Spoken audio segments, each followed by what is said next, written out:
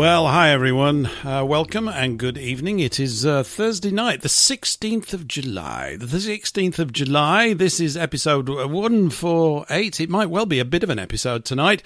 Paul English Live. We're here all over the place. I'll do some tidying up after the intro. Welcome to the show.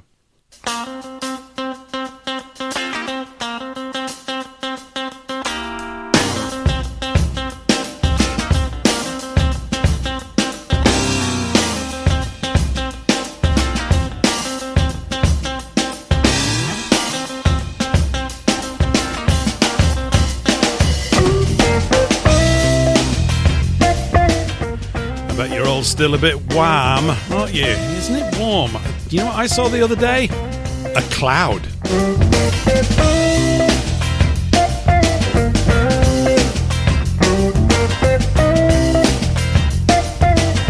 And then I saw another one.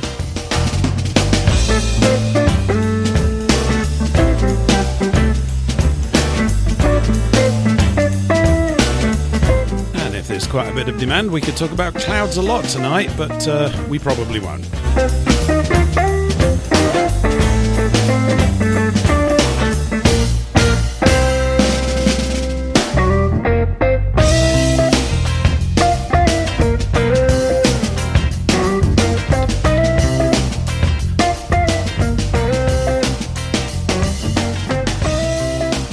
Yeah, hi everyone, and welcome back. Hope you've all had a lovely, delightful, super, wonderful, marvellous week. It's been a week, hasn't it? It's lasted about 2 days, it feels like to me, since we were last doing this.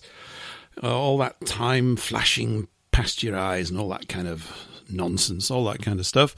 Been a tremendous week for some people, a really rather awful one for certain people who have lost their lives or have been murdered and stuff like that. You probably know what I'm referencing to. We might even touch upon it in this show.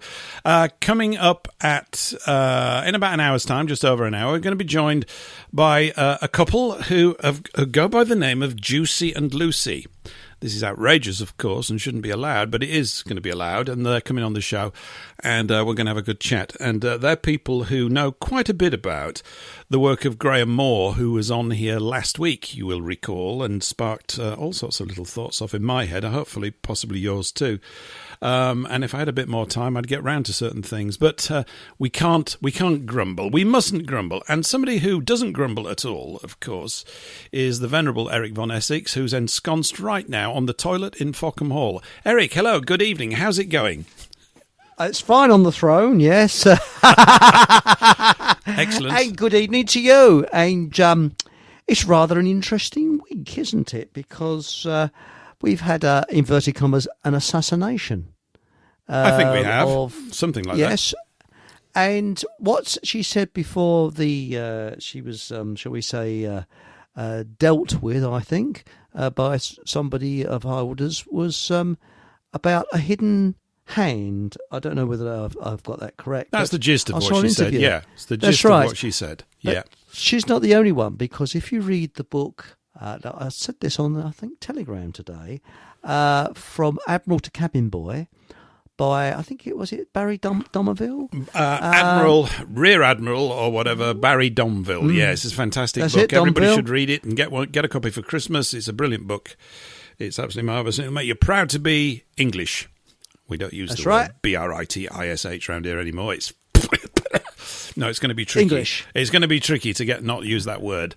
But yeah, absolutely. Now, actually, what I should say, Eric, before we plough in, is people possibly don't know what we're talking about. So just to clue you in, I'd just like to say welcome to all the listeners on FFT Radio. We're here on Food for Thought Radio, of course, every Thursday. We're on the World Broadcasting Network, WBN 324, going out to our American pals, who are all probably cock-a-hoop that you chinned us 250 years ago, and jolly good luck to you, who are just coming out of the end of the World Cup. I can't wait to talk about football loads in tonight's programme, Eric. That's just a joke. Yep, absolutely. What a load of balls. And yes. We're out on Rumble, we're on YouTube, we're going out on Holy Land Radio, we're on Eurofolk Radio, and we'll go anywhere you can put us. We're not proud. I'm a radio tart round here, so if you want to pick up the show, get in touch and we'll organise and help you out. And excellent. Yeah, so that's the house cleaning. So the lady that you were referencing, because we've not even said her name now. Yeah, Anne Widdecombe, yes. And I think what she said about the hidden hand, or words to that effect, if you look at Barry Domville's book, which was published in 1947, he talks about the 1930s and the build-up to World War II. And he was doing, because naval intelligence knew more about the Nazi party than all the other ones, more than they did themselves. And they knew that they were not a threat to Great Britain. And because he said that, he was actually put into jail because... this is Rear Admiral Sir Barry Domville that you're talking about, isn't it? That's right. Mm-hmm. Interned is what they said. And he was released in 1943. But what he said in his book, he said every time we tried to make a peace move, a hidden hand, strange things seemed to happen. There were strange deaths and very odd things. There appeared to be a hidden hand. Mm-hmm. And Anne Widdecombe, talking 80, 90 years later, said similar. Isn't that strange? And so did Liz Truss, didn't she? Yes, but she's still alive, hopefully. And this is, she is, which is good. And the fact that Anne Widdecombe is not alive is very bad. I liked her. Apparently she made lots of people on the left cry, so what's not to like about Anne Widdecombe? What I liked about her was that she was slightly eccentric, but reminded me of the most ferocious sort of school headmistress that you could ever think of at an all-girls school. Now, of course, I never went to one of those, even though, of course, when I was a teenager, I was very keen to get into an all-girls school. Same here, yes. But not dressed up as a lady. That's not what I mean. This was back in the 1970s and things like this. We didn't go in for all that sort of nonsense. But some of the foul, wretched, gutless, heartless things that have been written about her in the left-wing press, for want of a better phrase. It's not really. These are two wings of the same insane bird flying around in circles, knocking itself to bits. Are just beyond the pale. These people are... They're not healthy in the head.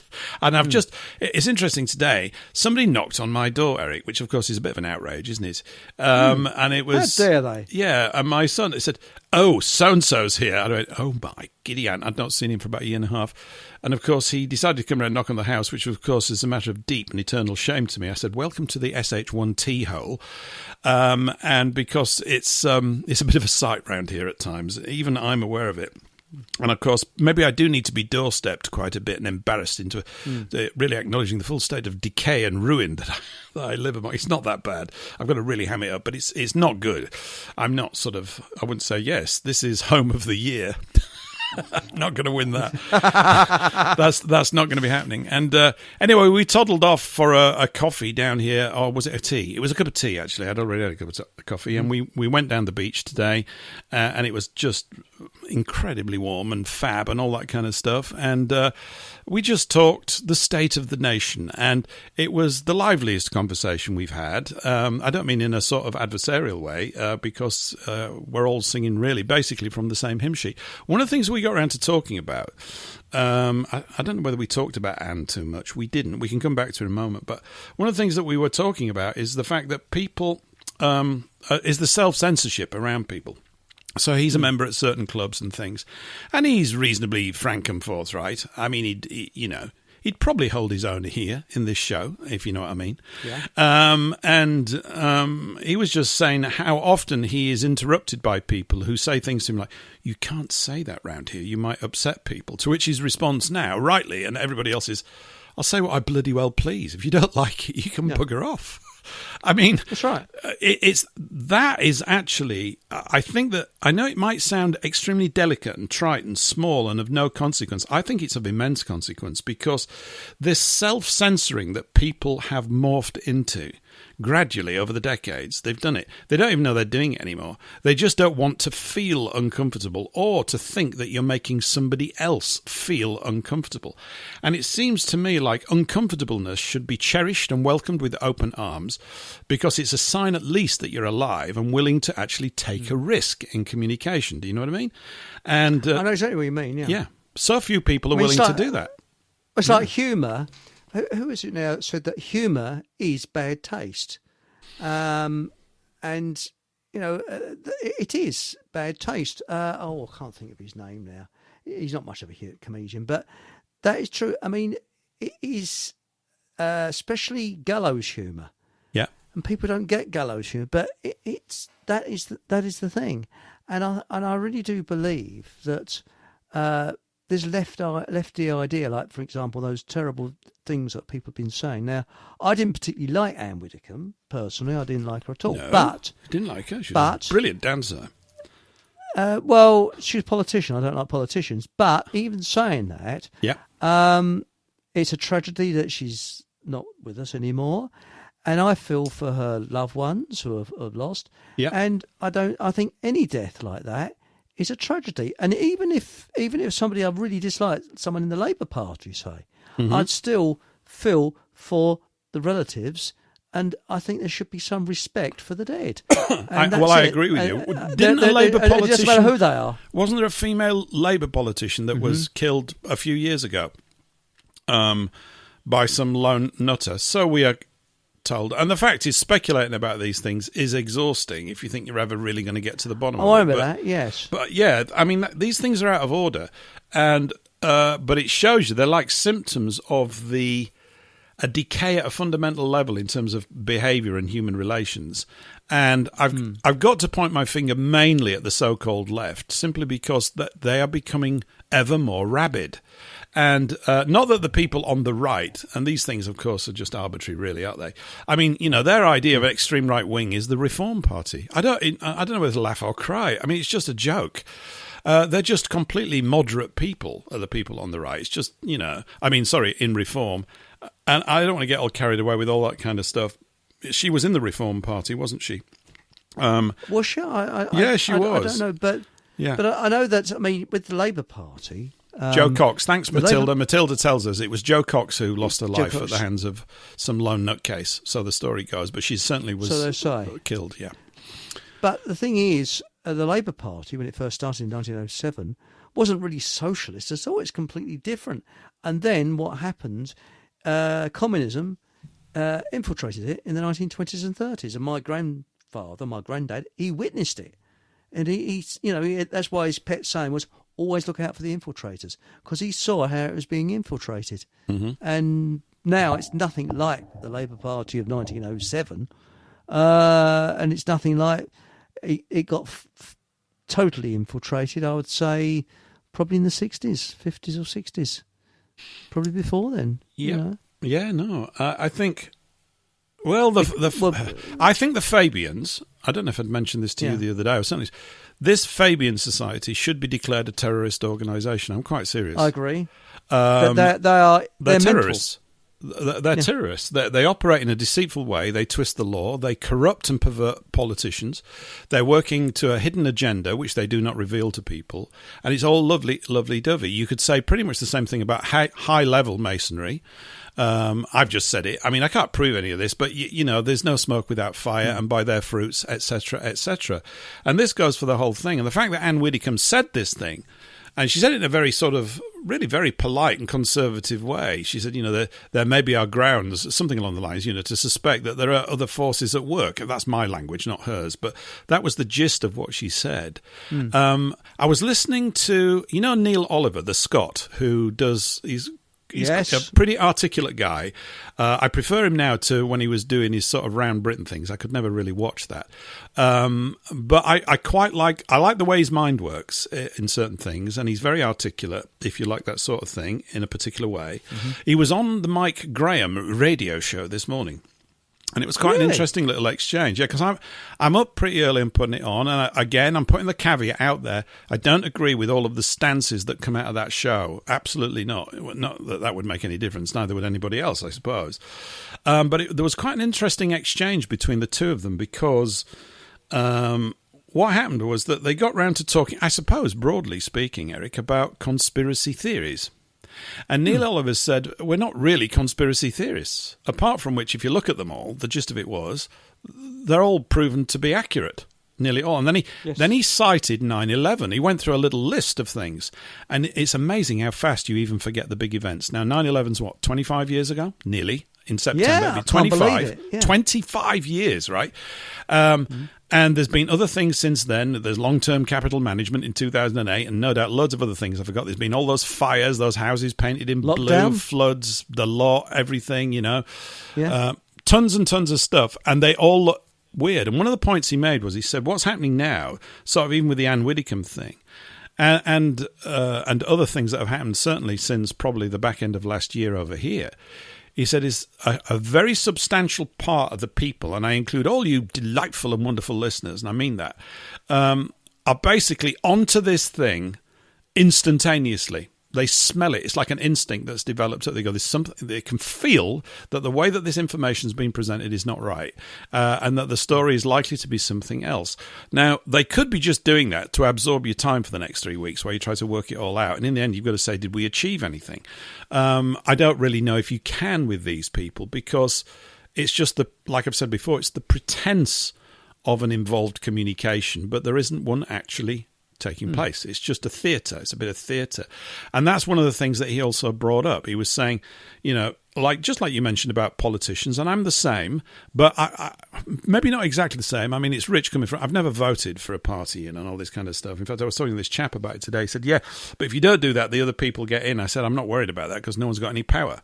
I said, you need to know where the power lies. I said, it may be that somebody comes along. It might be Rupert Lowe. I know everybody thinks I'm number one in the fan club because I've said a few positive remarks. But as I've said on many occasions at the committee meeting, it's the least worst horse in the paddock. And even if it were to buy us some time, that's a valuable contribution. And there are certain things that they're doing that the other parties have just not done at all, like the rape report of a few weeks ago, which everybody's forgotten. I'm not picking on you. I'm just saying, have you noticed how fast things go down your personal memory hole? It's quick. It's really quick. And I've been meaning for some time, Eric, to sort of, I've got a diary now, a dear diary. Got up today, went to toilet. It's not like that. I don't do that sort of stuff. but to keep a record of these manic events, and sort of, because they're just flying through, and I need to sort of write them down, because I reckon in a year's time, it's almost like we could do an end of the year show. And he said, "Do you know what happened in January?" I bet we couldn't remember. By the time we get to December, but you and I and most of the listeners, what happened in January? Go, well, this and this, and you remember that? Oh God! And it's just flying down all these this barrage of these dramatic incidents, and they're real. Anyway, it was good because Mike Graham's response to Neil Oliver was also quite encouraging, because he's come from a mainstream media background. I think he's been in the media his entire life. He worked on newspapers, I think, as a journalist. Yeah, okay, you put that in quotation marks, a journalist. And journalist? Yeah, a journalist. With a CH. And then he gets into radio and does stuff, and then he gets fired from radio the back end of last year or whatever it was, because he put a tweet up that said, "Where are all the English?" when he's going around a supermarket, right? Which seemed to me quite a decent observation to make. But of course, all the lovies in these media organisations, they're all the same across all of them, I think, or certainly predominantly that type. They couldn't tolerate that because you're upsetting someone and making them feel bad feels and all this kind of incredibly silly, childish nonsense. And he's beginning to, this conversation, and there have been others as well with Neil Oliver, was touching on topics that he wouldn't normally cover. And he said something along the lines of, he said, I'm just getting used to sort of the freedom that we've got in this space. I mean, he said it, but it's like still not fully making use of it, because the journalists are ultimately protected as long as they're towing the establishment line, as you well know. Then they're left alone, aren't they? They're not informed anymore. They're just doing a good job out there, keeping the truth at bay or propagating whatever distraction they're there to propagate, and all this kind of stuff. But there are very few real investigative journalists left, like there were maybe 30 or 40 years ago. There don't seem to be any now. It's all pap. And it's almost like hearing him, I'm probably reading too much into it, like him getting used to the fact or considering the idea that he could start to touch upon things that do need to be more than touched upon. Things that we talk about here on this show, in the alternative media and stuff. I just think every voice that you can get in line with the general direction that we're trying to plough around here is a good thing. You never know where it's going to go. You just need more and more people talking. So it was quite an interesting little exchange. It sounds interesting. It was. Yeah, there's always the unexpected. Now, I don't know. I mean, you remember when Diana died or was killed or whatever? Yeah. Now, the mass hysteria over that, whether that was a psyop or not, I don't know. It seemed to sort of be like the crowds. It seemed to be kind of organic, didn't it? I don't think it was a psyop. I really don't. But the way people they're pouring out of sentiment and that, people are that's the thing about humanity. Mm-hmm. It's very unpredictable, and this is why I'm optimistic. Because you can have these very clever chinless wonders sitting behind closed doors who are social engineers, they are planning chinless, things out. They are chinless. Yes. Oh, hello. Where's your chin, Mummy? Oh, I never had one. And really, I think the unexpected will happen. Something is happening, and there's people waking up who you would never think would wake up to what is really going on. And I wonder whether Anne Widdecombe had woken up to what was really going on. Well, I was yeah. thinking, hang on a minute. Yeah. Hang on a minute. And she had a way of delivering information, whatever you may think about her politics and all that kind of stuff. And I'd likely agree with you. But these are public figures. They do absorb the attention of a lot of our kith and kin, whether we like that or not. They just do. That's what's going on right now. I don't see politics as the solution, but if you can restrain it in some way, that might be of some help to us. I mean, maybe it's a long shot or whatever. But if you think of the amount of characters that are distinctive in the way that they deliver things or that might have a brain in there, she had one. You might not agree with what came out of her brain, but there was definitely one in there working. And she was considerate and civil, but firm and clear. And I think some of her communications are absolutely spot. It's old-fashioned stuff. I'm a keen fan of old-fashioned stuff because I associate, rightly or wrongly, old-fashioned values and morals and behaviour and that kind of communication with a better England. I can't help but do that. It was better because of things like that and because there were certain people that could actually string 3 or 4 sentences together and get a point across. She was one of them. There aren't many that can. Going back to the current people that are in power, what is it? More than 90% of them have never had a job. They don't understand any of the mechanisms of control that they're wielding. They don't really understand them. So, I know I'm always banging on about the economy, but they literally don't. What's the point? I was talking to my mate about it today. I said, it's a bit like somebody pretending to be a mechanic, and you say to them, do you understand the principles of the internal combustion engine? And he looks at you and goes, no, but I can paint it blue for you. And you're going, that's spot on. That really that's is what spot we've on. got in charge. Oh, Yeah. no, but I can do a press conference and talk about the economy. Yeah, but do you know what's driving it? Oh, yeah, we've got to have growth. No, it's not even that. They can't think deeper than a puddle of spit. Literally, they can't. Yeah. It's not evil that we're facing, although that we are facing that behind it. It's stupidity. And, if you want to get a sense of how Rome went down the toilet and these other places, I think we're looking at it. It's like that middle management class. And there's still a lot of good people holding this nation together, right? I'm convinced that there has to be, right? Even though we moan like mad about it all falling apart as we should. But there's a huge number that are literally becoming untangled in their head. And their ideology is so strong that this is all they live for. I was thinking about, I couldn't find it. I've been looking for a quote from C.S. Lewis for some days. I got it kicking around somewhere. And I was looking for it today, and drat and blast, I couldn't find the damn thing. It was along the lines it was basically talking about the do-gooder never sleeping. Why they work with an intense, relentless sort of energy. Why do they do that?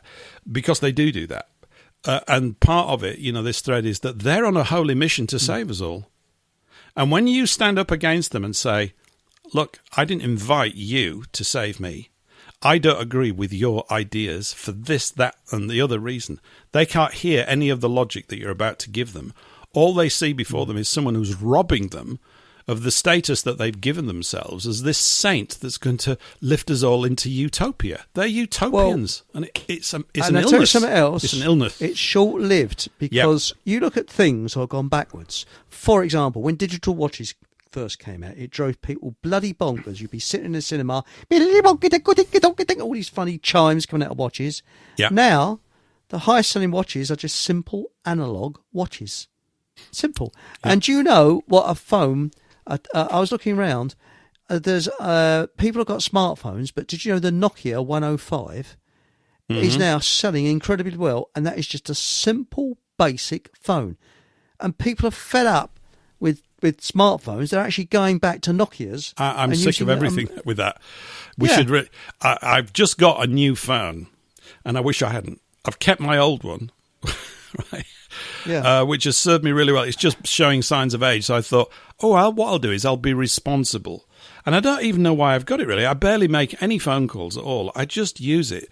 The main app that I live on is Telegram. They'll take that off us at some point soon. There are other things lined up. And, don't you hit sort of app exhaustion? It's just like, not another one. I just can't be bothered, And yet people... Oh. Yeah, you just go... But car insurance, in order to get your... Even to get your goodies, like a £20 voucher and things like that, you have to download an app, and this bloody thing's bleeping at you. And I don't want it. Yeah. I really don't want it. We don't want it. This is a good thing. We do not want it. Look, well, the Nokia... I mean, I've actually got a Nokia smartphone, and I have to admit, I've had it for quite a long time, and it really is good. They're really built to last. They're a bit basic, but they're okay. But the battery's going down, and I'm thinking, well, is it worth buying another battery? You're on a commission from Nokia, Eric. What's going on? Well, it's funny you should say that. I'll be speaking from the south of France next week, by the way. I'm glad to hear it, because a man of your sales dedication deserves all the benefits he can get. I think it's absolutely brilliant. Eric, do you like chickens? Yes, I do like chickens. I quite like chickens, and I like songs about chickens. And I came across this. Now, I'm going to give this to Mark, the bowler hat farmer. I had a chat with him today, but we're going to do a song now. Paul is hanging around in the back end, as they say. I'm going to bring him on after this. Really? Yeah, I've sent him a message. Steady. I'll set him up, you knock him down, mate. That's the... Chickens can be a clucking nuisance. Well, they can. Yeah. Yes. Yeah, they can. Anyway, this is a song. I'm just going to play it, and it's fast and furious and great from about 1956, because I do that sort of thing. Afterwards, Paul will be joining us. Here we go.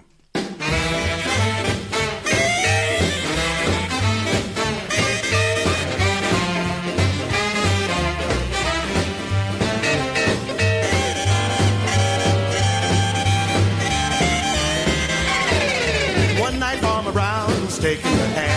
He locked up the barnyard with the greatest of care. Out in the hen house up and stood. When he hollered, "Who's that?" This is what he heard. There ain't nobody here but us chickens. There ain't nobody here at all. So quiet yourself, stop that fuss. There ain't nobody here but us. We chickens trying to sleep, and you bust in and hobble, hobble, hobble, hobble with your chin. There ain't nobody here but us chickens. There ain't nobody here at all. You're stomping around and shaking the ground, kicking up an awful fuss. We chickens trying to sleep, and you bust in and hobble, hobble, hobble, hobble. It's a sin. Tomorrow is a busy day. We got things to do. We got eggs to lay. We got ground to dig and worms to scratch. Takes a lot of setting, getting chicks to hatch. There ain't nobody here but us chickens. There ain't nobody here at all. So quiet yourself, stop that fuss. There ain't nobody here but us. Kindly point that gun the other way and hobble, hobble, hobble off and get the head.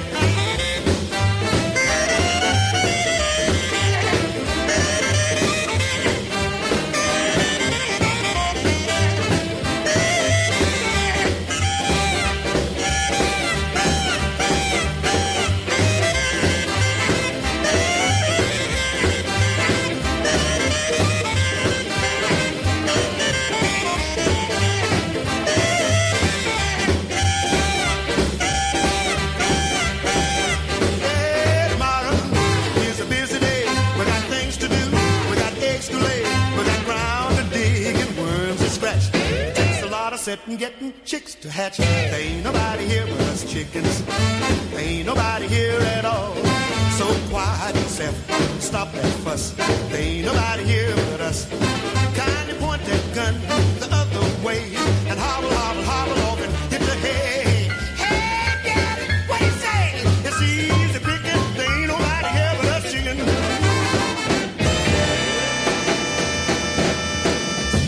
I thought that was clucking good myself. It certainly was, wasn't it? Did you quite? There ain't nobody here but us chickens behind the microphones by Louis Jordan. Originally, now that was 1956, but it was originally released, I think, 1946, 47, 48. And that's the beginning. Was the music nice then? Wasn't it really nice music? Yeah, and it's called Swing Jump. It's the origin of rock and roll, Yeah. is that? You can tell from the beat. That was one of the first tracks that are hinting at something a bit livelier coming down the pike, you know. So that's kind of what was happening. Yeah, absolutely. So Mark's going to get that. Mark's going to get that. Who said that? Was that somebody who got into the studio? Who was that? I bribed my way in, Paul. Good evening, all. Evening. Hello, mate. Evening, Paul. How It's you Mr. doing? Hanorak. It is. How you doing? Yeah. Did you have to shell out for that music? You would Or get your does it- beak in on that, It's wouldn't been you? great having you on the show, Paul. We've really enjoyed it. You've made a great contribution. Yeah, it's great. The yoke is on us, something like that, right? Oh, dear. Oh, I think we tried that one. It's Dad's jokes. It's Dad joke central right now, isn't it? Yeah. So, anyway, you were just talking about tech, weren't you? And these Nicky Nocky Nokia phones and all that kind of Nicky stuff. Nocky Naka Yeah, I like this new one that I got. Yeah. What, is that a Nicky Nacky Nocky Nokia one? No, I won't say the brand because I'm on a sales commission from them as well. Of course, I too am going down to the south of France. I should be seeing you down there in a few weeks' time. But, no, it's just that the amount of crap that was on it. It took me 3 days to get the crap off it. They just go, "You're on Facebook." I'm not on any of this thing. It's like, get everything off my phone. I'm going to put 3 things on there, and that's all I want on it. No, you've got to have this. You've got to have that. I can't find the light. The volume's all wrong. Oh, what a stressful thing it's been. It's awful. That Nokia I was telling you about, all it's got on it, all you can get is phone, messaging, and if you get the latest one, it's just got, I think it's Opera on it, but very reduced. But earlier phones didn't even have internet connection on Opera? them. Yeah. So you get some woman. Yeah, there's a microscopic Was it version Oprah? of Luciano Pavarotti put into the case, and he sings very loudly. Yeah, it's great. But when a light, that's all it's got on there. So all you get if you get a box, and they're about 15 quid, and you just have a light, telephone, and text messaging. Yeah, and that's it. Right. And I was thinking, With these phones, like when they were fairly new, how often did you come back to a place and it was dark and you'd just press the screen on so you could see where you were going and just Never. just getting the key to the I've never done it. I've light never would go done off. it. I think the most useful thing about a modern phone is the torch. It is. I use it loads. I'm serious. I use the torch more than anything else. That's about it. There is one other good thing that you're perhaps missing the opportunity on. You see, the height of them is about the same height as the bottom of a door, so they make a very good door wedge. Yeah. Yeah, you're probably right. Yeah. We'll have to do But that. it's handy to have as a backup because I was even thinking about this because there's a firm now doing unlimited calls, unlimited texts for $2.95, which is not bad if you're in America. It's about what, $4? Hey, get your hand down. Yeah. Bloody hell, $2.99. Yeah. Show tight me bum squeaks. Don't you find that if anybody calls you on the phone, you don't answer it? I can't. There's the thing about phone calls, right? Is that they're always interrupting a task that's generally way more important than what the call's about. Yes, it's absolutely true. You know, like and I'm all on I the get toilet is or something. scammers. You know, it's just terrible. Yeah, but I don't get phone calls. Don't you? The only ones I get is from scammers telling me that what is it now? Some account has been closed. Yeah. That was it. Microsoft. That my computer is infected. Mm-hmm. I said, oh dear, I am no longer infected. Goodbye, and slammed the phone down. And that's all I get. It's bleeding scammers. Yeah. One of my friends, he used to have, he's still got a mobile phone, but when they first came out, he said, "Well, I got my mobile phone with me, but it's off." And I said, "Well, so I've got as much chance of contacting you via a payphone as in fact I've got more chance because that'll actually ring and your phone won't." Yeah, my ringer's never on. My sons go crazy. Don't you answer your phone? I'm going, no. I can't stand the sound of it. It starts playing these things. You know, do you see that little video that someone put out about all the beeps that are in your life? These things are hideous. They're in cars and everywhere. It's like, honestly, we need a car we need the DIY car. It's not that you build it, you can buy it, but when it starts to go wrong, you can DIY it like you used to be able to do that. Anyway, look, I'm telling you an old fart again, but it's true. Did you mention something as well about car insurance, Eric, a few minutes ago? I'm sure you did. Did you say something about Yes. With car insurance, if you go onto these sites where they find the cheapest for you, because I'm an insurance tart, I just go to the cheapest ones because I don't go mad on insurance.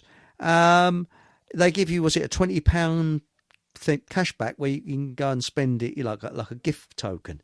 But the trouble is, once upon a time, you could just download it on your PC. Oh no, you've got to have an app now on your phone.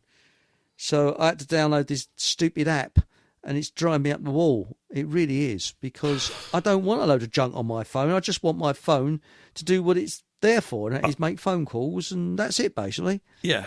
Or in my case, it's to ignore phone calls, incoming calls. But they are mad, some of the calls. You know, or the messages are best. Can I talk to you? Who are you? Well, I've got this. No, you can't do that. You know, and all that kind of stuff. It's insurance. I had a little thing to mention about insurance. I think a couple of weeks ago I mentioned, because I know Mark may have mentioned it on a show, or maybe it was just a private conversation, you know, as you do. You know that organisation Cabby? You've heard of it, cabritain.org, I think it is.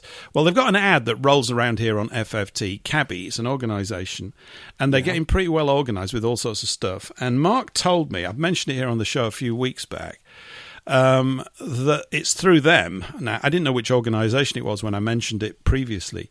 It's through them that you can get your car insured. Ooh, okay, I'd be interested. For £300 per annum, and that's it. £300 insured. Now, it might be, I don't know what the insurance is as you get older. Maybe it goes up or something. I've no idea these days because I've not insured a car for a couple of years. But that covers you for your car and any other vehicle that you want to drive. Anything. You are covered. And it doesn't matter what age you are, or whether you're a stock car driver or anything like that? I'm not aware of all the details. I mean, if you've only got one leg, it might go against you. I don't know. But I think, so basically, it's a bond. It's not an insurance policy. It's a bond. And Mark was telling me that he got pulled over by the coppers the other day. They must have run some kind of a check on his number plate and said he hasn't got insurance. So they pulled him over. Mark didn't mind. He was quite cheery as he was recalling the story to me earlier today. And, yes, Ossifer, how can I help you? And all that kind of stuff. You haven't got any insurance. He said, oh, hang on. And he goes and gets this bond document and shows it to him. He said, I've got this, you see, this covers me. He said, what's that? He said, this looks like a bond. He said, that's right. He said, do you mind if I go off, sir, and check it? He said, not at all. So he goes off, makes a phone call, comes back, said, yep, you're all right. Mark didn't even mind. I think they're trying to get it so that it's on the coppers database so that it wouldn't flash up on their super policing database, you evil person for driving around on the road, you know, under your own free will. But this is pretty cool. And so I'm just letting you all know, you have to go to the Cabby site, and I can't tell you what it is right now. I probably could at some point if I'm very interested. Yeah, I'm just thought I'd big it up again. You have to join their newsletter, which is free, and then I think you get a newsletter once a month. This is what Mark was telling me today. And if they've got spots available, because it's not sort of like the whole world can pile in at once, but you guys know about this, so you're privileged, you know, that privilege thing that we're supposed to have. Well, here's one. So you can get in there, £300 for all the vehicles. Now, if you're a self-employed guy with a couple of vans and things like that, this is just an awesome saving. Really is. And I know a couple of guys who are painters and decorators and a couple of building guys. They're good lads. And I've got to tell them about it. I say, go over there and get on that. And it's just this is cool, isn't it? This is like real stuff that really would make a difference to people right now. So, I don't think it's overnight. You don't just sort of phone up and get a policy or whatever it is. It probably takes a little while. So if you're urgently about to renew your insurance, you should probably go ahead and do that. I would, not that I'm an advisor on these things. I don't even have a bloody car. But I mean, with two cars, it costs a bit. I've got my Carina on a classic car insurance. Is that the Fockham Hall Ambassadorial Carina? Is it that one? That's the one with the flags at the front. Yeah, that's right. One of the flags at the front. I thought so. Slightly modified now by the garage doll, but apart from that, and the smart car. Well, when you called up your insurance company and you said about the smart card, did they have to get the time team in to sort of find out what it was? No, they actually say, excuse me, sir, have you had a history of mental illness? When you tell them you got a smart car. Well, just on the first topic you brought up, can I give my gematria side of Anne Widdingham? No, certainly. I'd just like to say that. It just sounds great. Everybody always says yes and so gracious. Of course you can, Paul. Go on. Get in there. Right. So, I didn't know she suffered from gematria.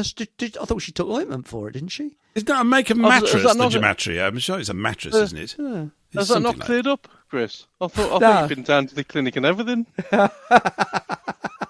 Hey, hang on, Paul. Before you just jump into that, right? Yeah. Let me tell everybody what the URL is for CABI. Okay, CABI stands for Community Assembly of the British Isles for One and All. We've got that word British in. So anyway, there you go. Anyway, their website is ca-britishisles.com. I'll copy and paste this into all the chats. And all the chats means the FFT chat. Yes, there's a chat room on the FFT radio website. There are people in there. Hi, guys and gals. And also YouTube and Rumble chat. So I'll paste that in there momentarily. Paul, the stage is all yours. Get gematrying away like Billy-O. Okay. It won't take long. It's just to say that I don't think she was actually bumped off per se, but it was actually more of a ritual than what the news is telling you. Okay? So they always link to their birthday. So it was 88 days from the day she died to her next birthday, which would be the 4th of October. Now, 88 equals ritual killing and Masonic ritual. Okay? Yeah. It was also 9 months and 4 days after her last birthday in 4th of October 2025, which gives you a 94. Blood sacrifice ritual and human sacrifice ritual are both 94. Okay. Anne Widdingham equals 68. Murder-suicide equals 68 as an exact match. They always link to the highest constable they have on there. So this guy was an assistant chief constable, Matt Long. His name equals 130, an exact match to human sacrifice. Okay. Then as we get a bit further down, there was a video clip of something which was 1 minute 15 seconds, which means something. Skull and Bone Society equals 115. Okay. Right. This copper had said in speech marks in news articles always equals code. So as a priority equals 61 and 74. Murder ritual equals 61 and skull and crossbones. And 74 equals Skull and Bone Society killing a Masonic. Mm-hmm. Sorry, it's a bit depressing, this bit. And then they showed a picture of the distance this murderer, in speech marks, travelled, which was 263 miles. Now, if it had been 261, 264, 265, it wouldn't have meant anything. But 263 equals skull and crossbones. You seen the links here? Yeah. Okay. She died age 78 on the 8th of July, which is a date that can be written 7-8. Her murderer, apparently, called Heather Herbert, has a value of 78. There you go. There's my little 10 pence worth. Yeah, there's a little bit of, I don't have enough basis of understanding of it all, but I get what you're driving. I mean, I am aware of it in the general terms, but not specific terms, but yes. Well, you don't know. They like their Masonic rituals, don't they? They love them. They think they're the best things in sliced bread, and they're always embedding numbers all over the place with these sorts of things. Anyway, it's that was of interest. Yeah, I mean, she was killed on the Wednesday. I think they were saying that. Yes. I think it was the Wednesday, wasn't it? And then it was announced on the Friday morning because they probably found her body. It's just out. Yeah, anyway, whatever. There's no point. Well, that would be 48 hours. And 48 false flag equals 48. Mm-hmm. Yeah, they're never by accident. And you're asking about, Chris, you mentioned about Diana. She was killed on the 31st of August, whichever year it was. And that date leaves 122 in the year. And 122 equals satanic ritual. Ooh. There you go. And she hit the 13th pillar, and the number 13 is a very important number in their world. I'm back off my little soapbox now. I thought just sort of add that little bit to you. Yeah, no, I think he's good. I mean, thanks, Sammy in the chat writes, the secret religion of the occult masters. I suspect very much so, Sammy, and Paul's backing that out. Backing that up, I should say. Warren quite liked the song and thinks that we should maybe play Saturday Night Fish Fry. Well, we can't, Warren. It's not Saturday. Sorry. We'll just have to wait for Saturday. But we'll have to do that then. And I never eat fish and chips on a Saturday, which is a bit weird, but it must have been a thing. Louis Jordan recorded lots of cracking songs, all about food, fish, chicken. I wonder if he's got any songs about beef and pork and sausages. I mean, they're made for Mark's show, aren't they?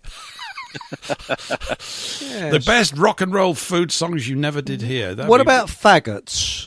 That was a Victorian. Are you changing food, the topic? Faggots. Are you changing the topic? No, that was a food, isn't it? It's faggots, about boiled beef and carrots. And we know things about that, don't you? You'll need Elton John on there. Well, I always say brains faggots. You can get them in Tesco's. You can. So you go down there and say, "Excuse me, got any faggots?" Yeah. You not think that? I mean, if they were how my mum and dad used to get them, when they got them out of the packet, they look like two things that a camel had left behind. Yeah. Alice suggests to you, Paul, she says, take his calculator off of him and send him back to his room. You tell him, Alice. That's absolutely fantastic.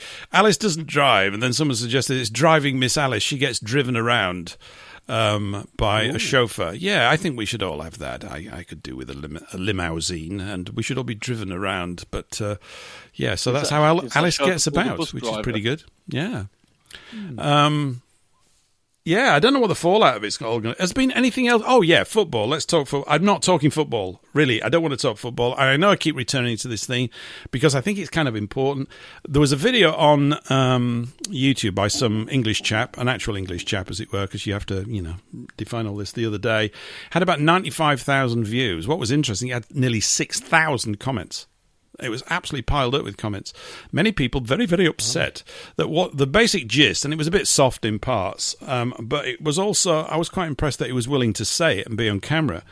He was basically following the line that we've covered here, or certainly that I've expressed a few times, which is that, is this an actual team of England? And of course it isn't. And there's so much to discuss on this. I think it would be, the BBC will never discuss it, of course, but that event... last night, the team called England played Argentina. As far as I could make out, everybody that played for Argentina was an Argentinian. Therefore, that was a national team. We didn't field one, so I thought the result was irrelevant. But I was relieved, really relieved, that Argentina won. Because the rumour was that Andy Bumhole and Keir Starmer we're gonna go over there and take seats at the final should England have made it. And it's the most repulsive thought. They are such foul, reckless, disgusting, wretched hypocrites. I mean, they're repulsive down to the core. They have literally no shame, and they just grin all the time as if no one's ever going to see the lack of substance that they've got. So for that reason, it's not a sort of a pointing the finger at the players, all of whom are good, but many of whom are not playing in the right team. It's just that simple, and it would be great if they were. I'm serious. Do you remember Cameroon back in the 1980s, I think it was? Yeah. So the Cameroon team was all Cameroonians from Africa. Nobody had a go. We thought they were really interesting. They were very physical and fit guys and played a kind of robust sort of first division type football, but they were quite effective. But nobody sat around going, I don't like them, or anything like that.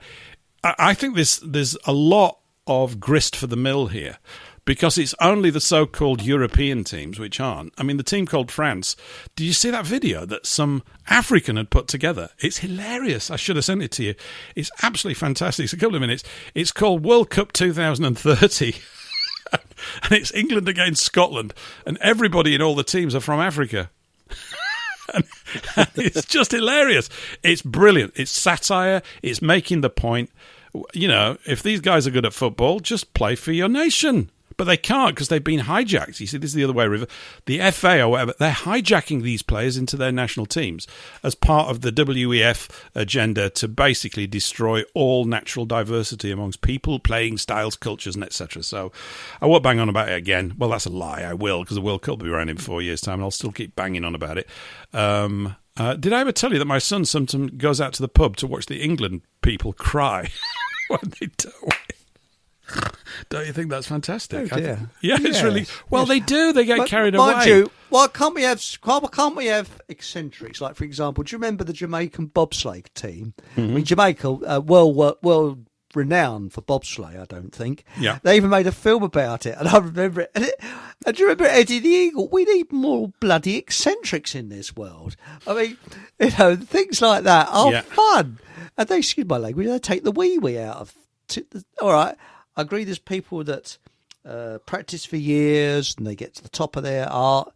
Yeah. Good for them. But we do need one or two eccentrics to bring them off the pedestal occasionally. Yeah. And I think Eddie the Eagle did that.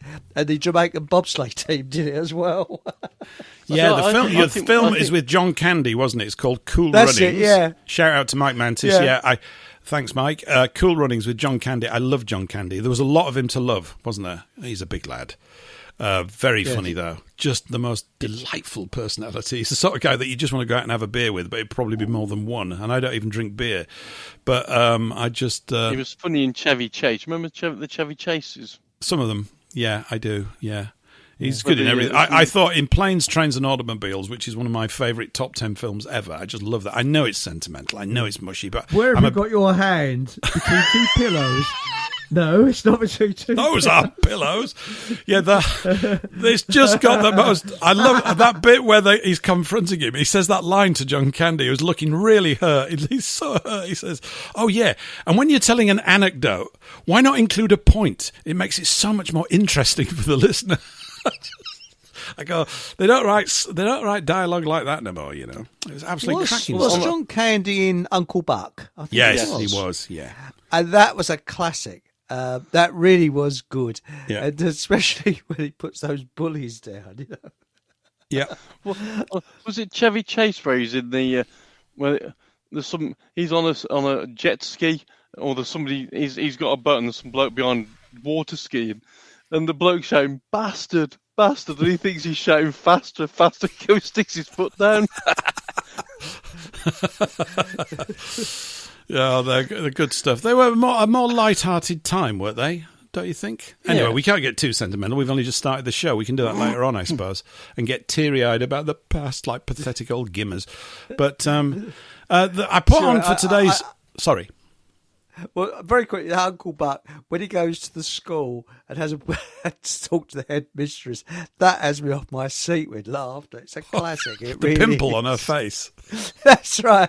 Now, Miss Walt. Sorry, Miss Melanoma. Oh, sorry. Sorry.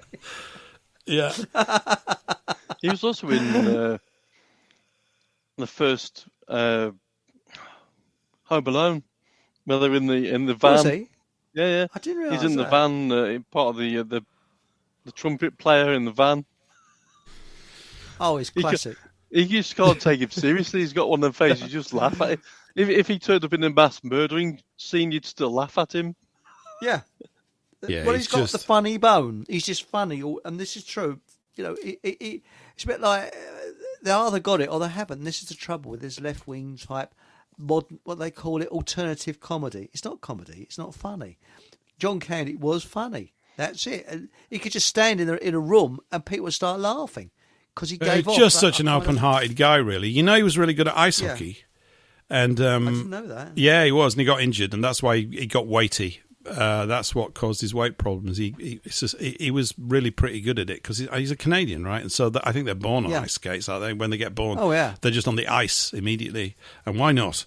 And stuff. There's a great documentary about him and about his life, which I watched about a year back, with all the people that work with him, like Steve Martin and people like that, just saying. And it just comes across what a genuinely warm-hearted guy he was, and not really of the industry. He was just this larger-than-life guy, and basically he just took on so much work, and then, of course, he has a heart attack, and he wasn't very old when he went. 44, was it? Early 40s? I can't remember, but I mean, if he's around now. Yeah. But mind you, he might not have been able to get work now because the type of comedy he did, he couldn't get away with it now. Mm-hmm. I don't think a lot of it, but it's such a shame because he really was funny.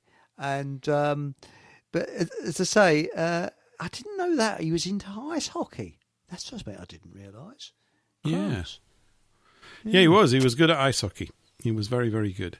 Anyway, you know what I call the night show? I think something like time for your weekly constitutional. Now, have you used that phrase, Eric, in your life? I'm off out for my constitutional. That used to be the name of holiday camps, the constitutional holiday camp. Did it? It actually means your regular daily walk. I'm going for my daily constitutional. Did you know that? Eh? Well, I do now. Yeah, because I say it even now. I'm just going out for my constitutional. I've been saying it since about 10. I have.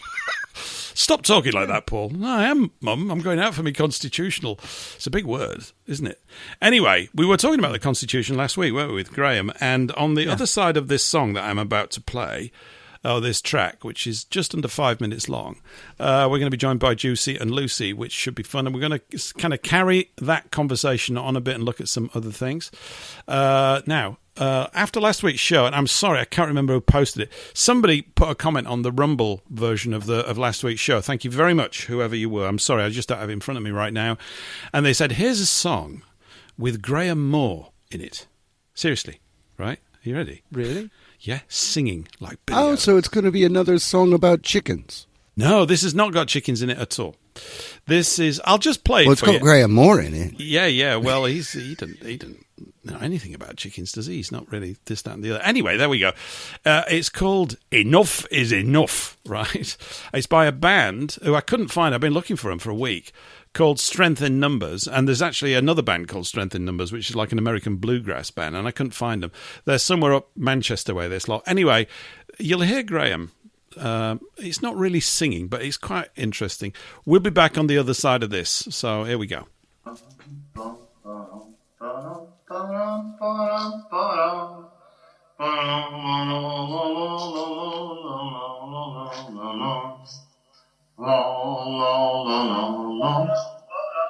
We need to restructure this whole system. They can't be allowed to keep doing this. Someone out there must say enough's enough.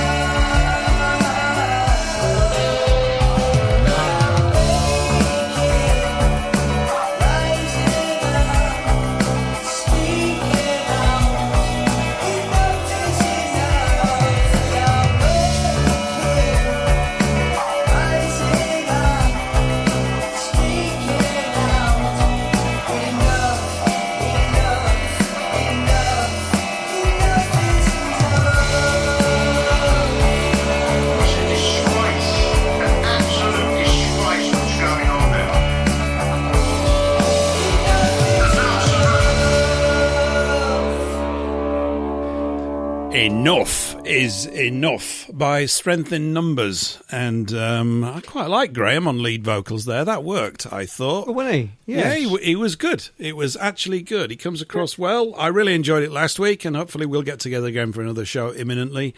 It was really good. Anyway, here we are in part 2. Welcome back. We're here on FFT Radio, WBN 324, Rumble YouTube, Eurofoot Radio, Holy Land Radio, and somebody else that I've forgotten. Anyway, it doesn't really matter. Now, some people, tons of them, well, 2 of them, that know Graham probably a little bit better than I do, which is not saying a great deal because we've only just recently met. But it's courtesy of these 2 people that I've kind of made connection with Graham, because they were kind enough to put us in touch a few weeks ago, and after a couple of missed calls we got together, and that's why last week's show happened, which was great. So I'd like to welcome to the show and on air Juicy and Lucy. Hello, chaps and chapesses. How are you doing? Evening. How are you? How are you? You all right? Hello. Yeah, we're good. That's what we do. We pass his number about to just like spread the punches, really. Yeah, no, that's good. Give us a rest. I'll there's everybody in the studio. There's obviously me, right? But Eric von Essex is here. Eric, this is Eric. Hello. Hello, Juicy and Lucy. It's nice, isn't it? Nice day. Oh, beautiful. And Paul. We've got Paul here. Actually, we've got Paul, who's also known as Anorak. Not that I think he wears anoraks, but he just is, because he knows a lot about... Yeah, he knows a lot about public transport, which is very important.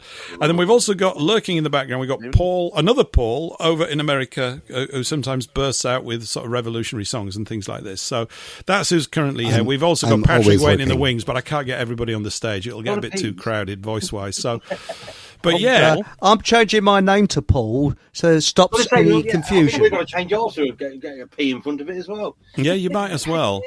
Anyway, listen, let's start. I'd like to start off with a sort of an introductory question, just to get the ball rolling.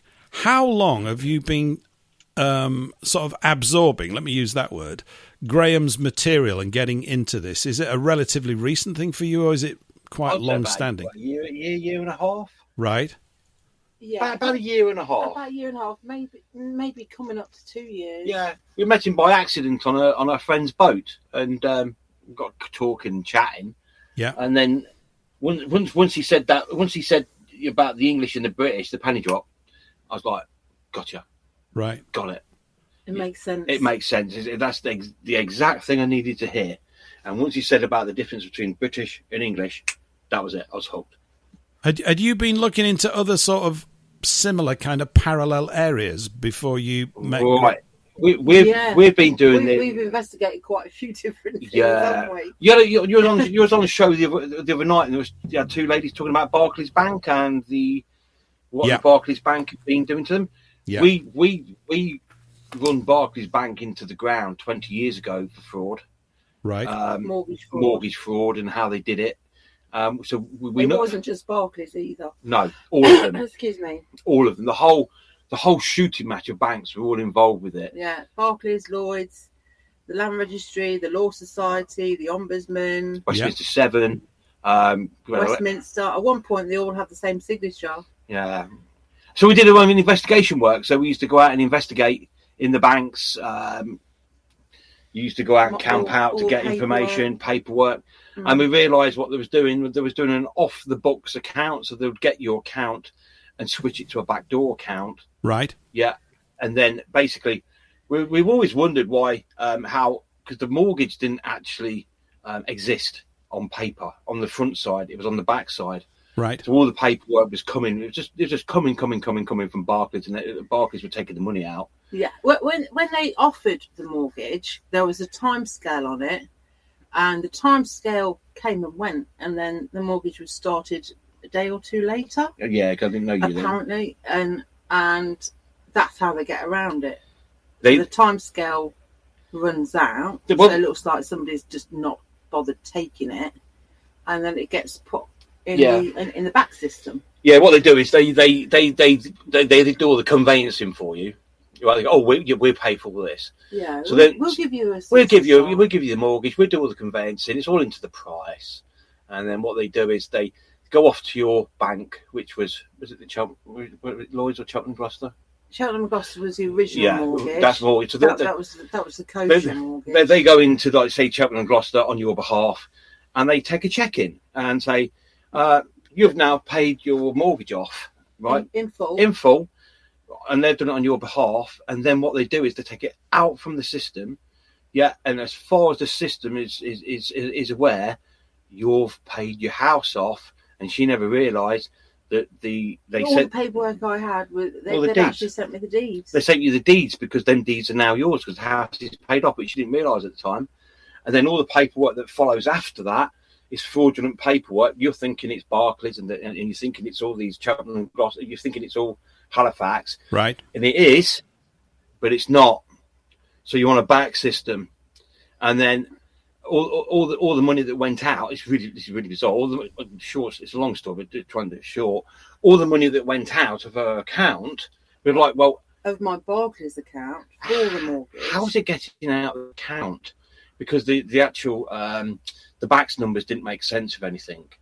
So we used to do like a full investigation. So we got all your statements, and every day, sort of like at a certain time, I think it was 1302, an ATM.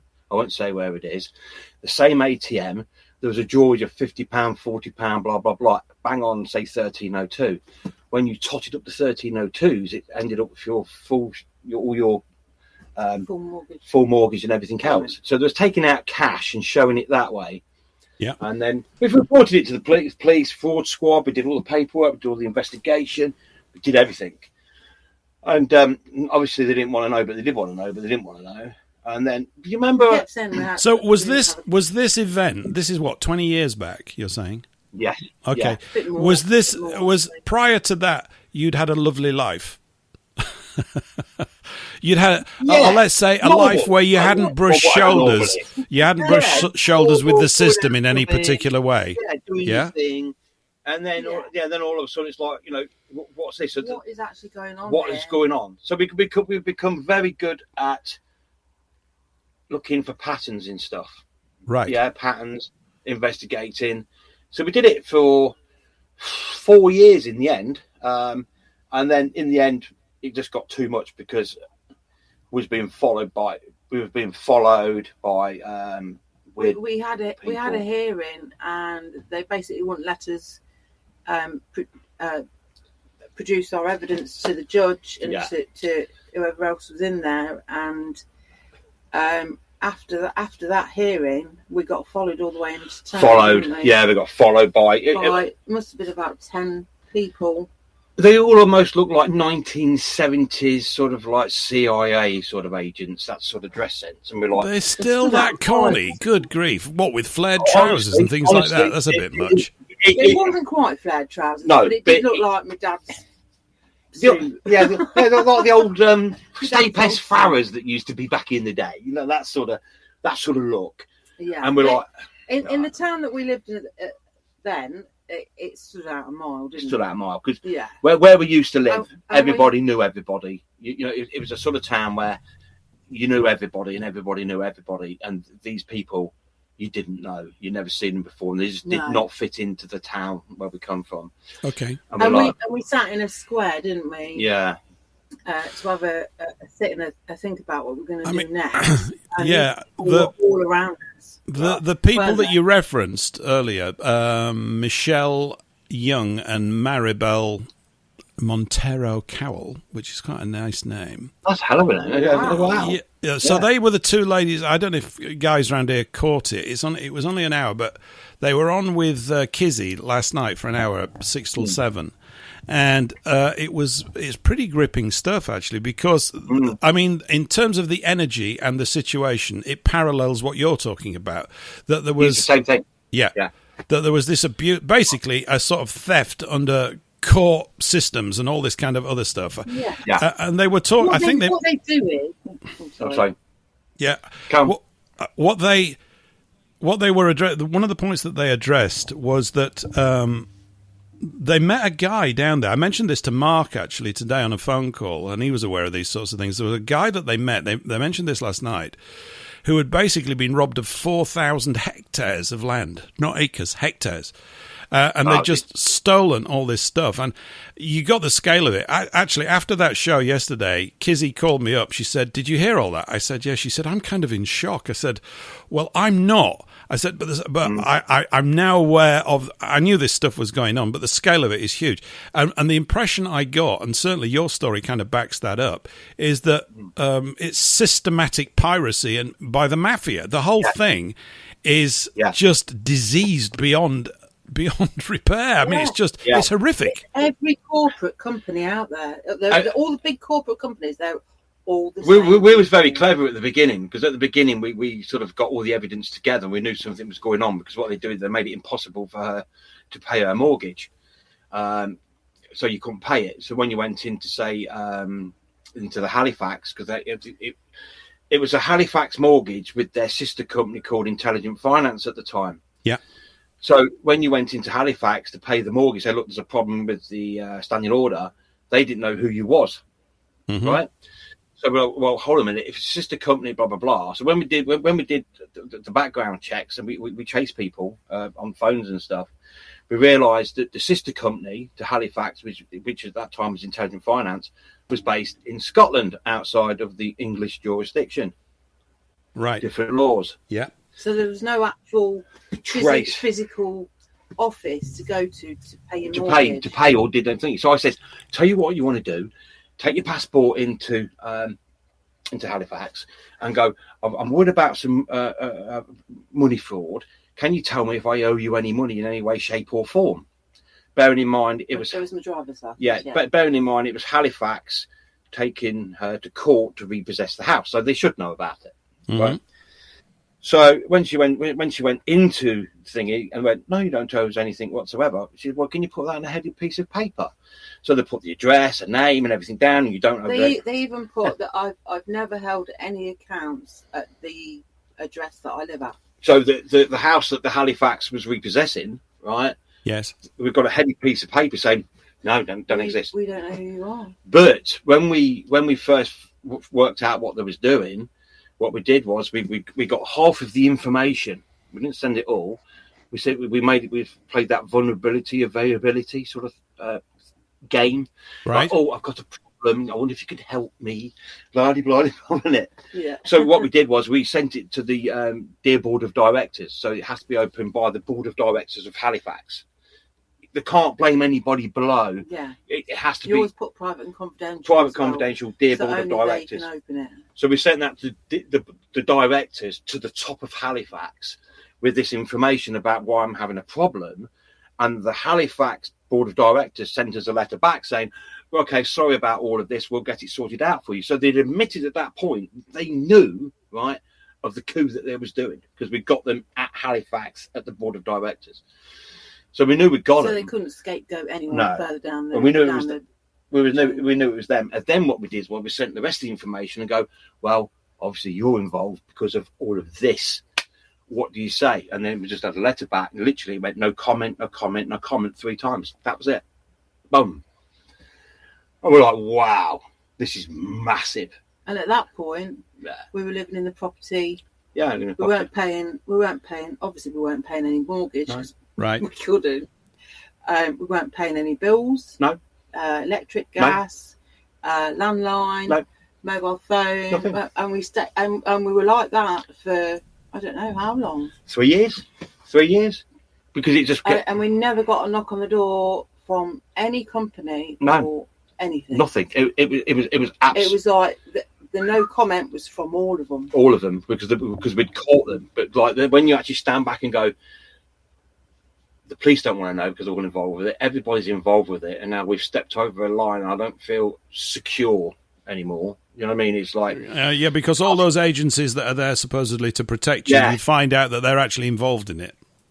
Exactly. So we felt pretty vulnerable. Citizens advice, the whole lot. So we decided to, in the end, to hand the deeds, because she had the deeds, which is like mad, and the keys over to the court to walk away from it for our own personal protection, really. You know, because of the fact of it's just like, well, where do you go? What do? You're on your own here. You've crossed over a line. It becomes like no man's land, and it's just like Dicky Birds and and like those Shrupuses. ladies said the other night, we got barred from the land registry. Every time we pulled up in the car, they would lock the doors. They locked the doors because there was questioning. They wouldn't let us in because there was questioning. So I guess prior to this, right, you may have had a few sort of queries about the system, but nothing serious because this impacted directly on your life. And this is how most people, I suppose, feel it. You go, well, it's not affecting me. I mean, it's not going to wake you up.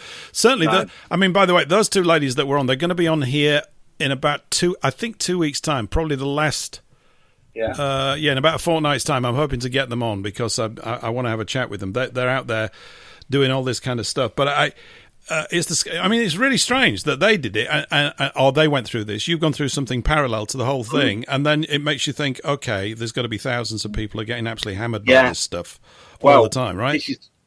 This is when it went to the next level, because we even though they didn't have a file, we says, here's the information to the fraud squad.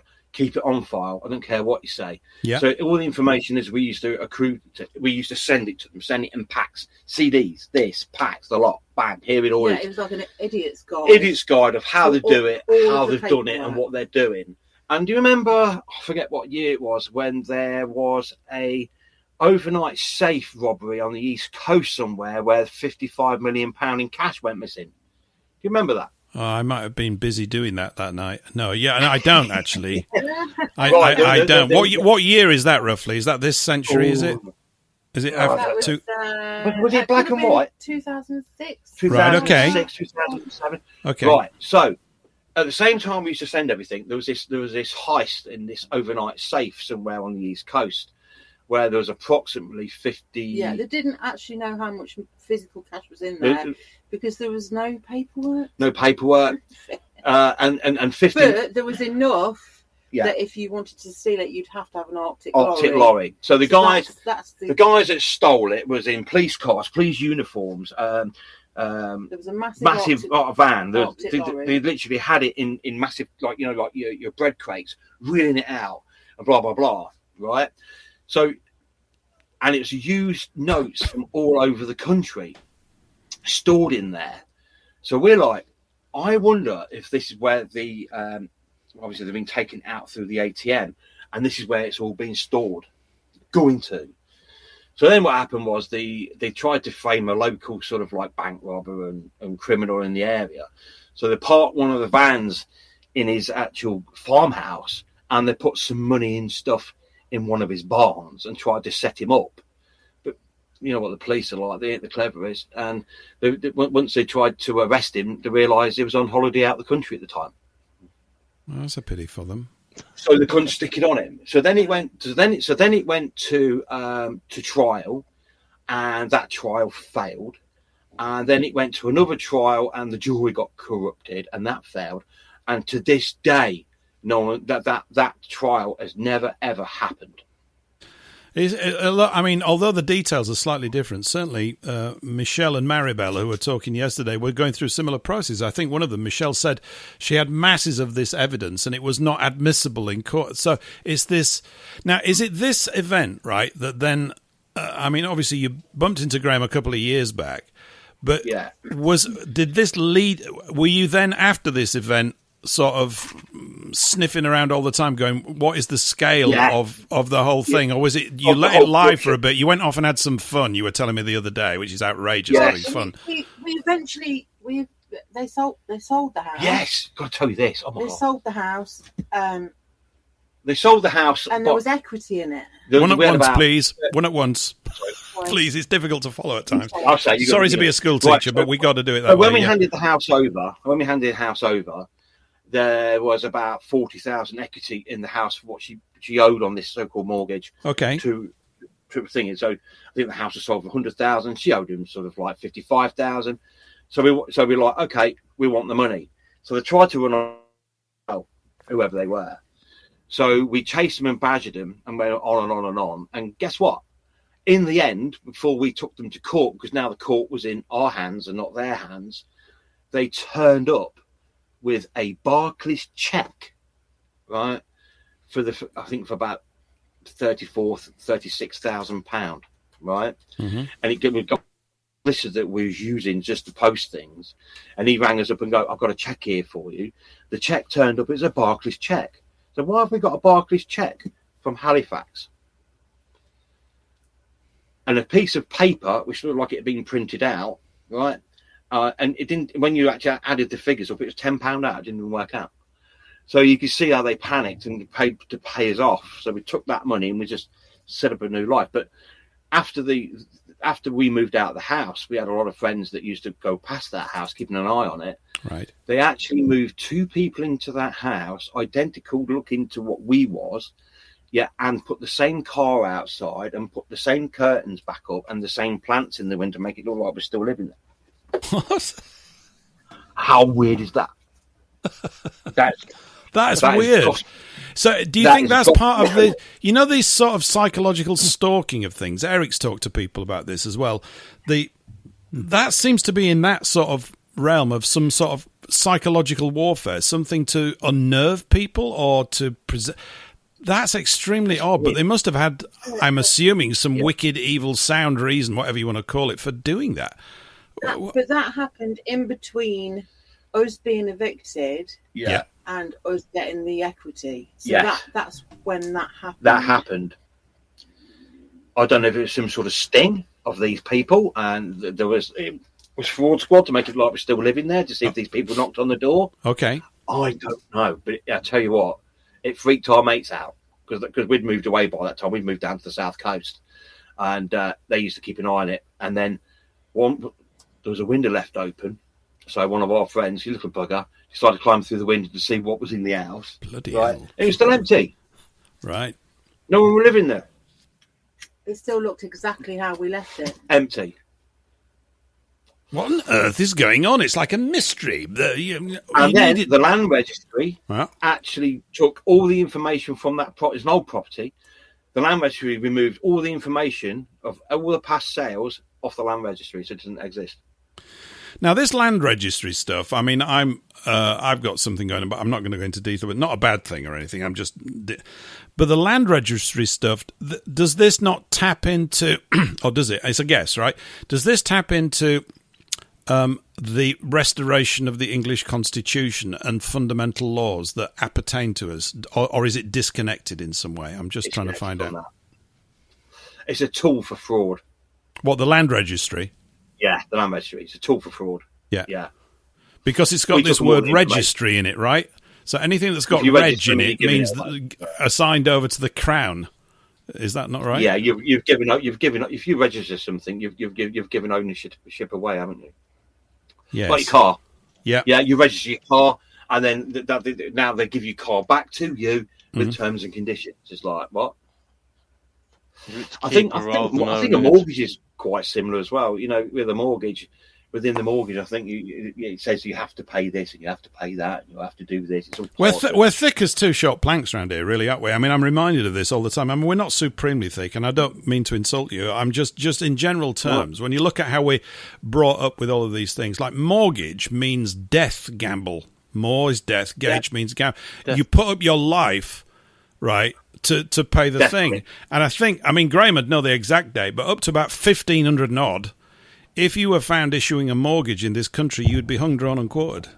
It was that heavy. Right, yeah. You couldn't issue them because they understood back then that usury, which is a big sort of regular returning theme around here, is absolutely the disease that destroys civilizations, as we can see all around us right now. It's a very mature and sophisticated version of it. But let's just leave that now. But that's I didn't know you were going to talk about any of that sort of stuff. But that's in terms of your personal experiences. That's obviously been a biggie, and I can see that. Yeah, that was a biggie. Yes. That was a biggie. And were you sort of like full of electricity and fury from that point forward right up to now? Did it change your entire outlook on things? I mean, I'm assuming it must have had a major effect. Absolutely, yeah. Don't trust none of it, especially with the COVID sort of stuff. It's like, I don't trust you. Yeah. Do you know what I mean?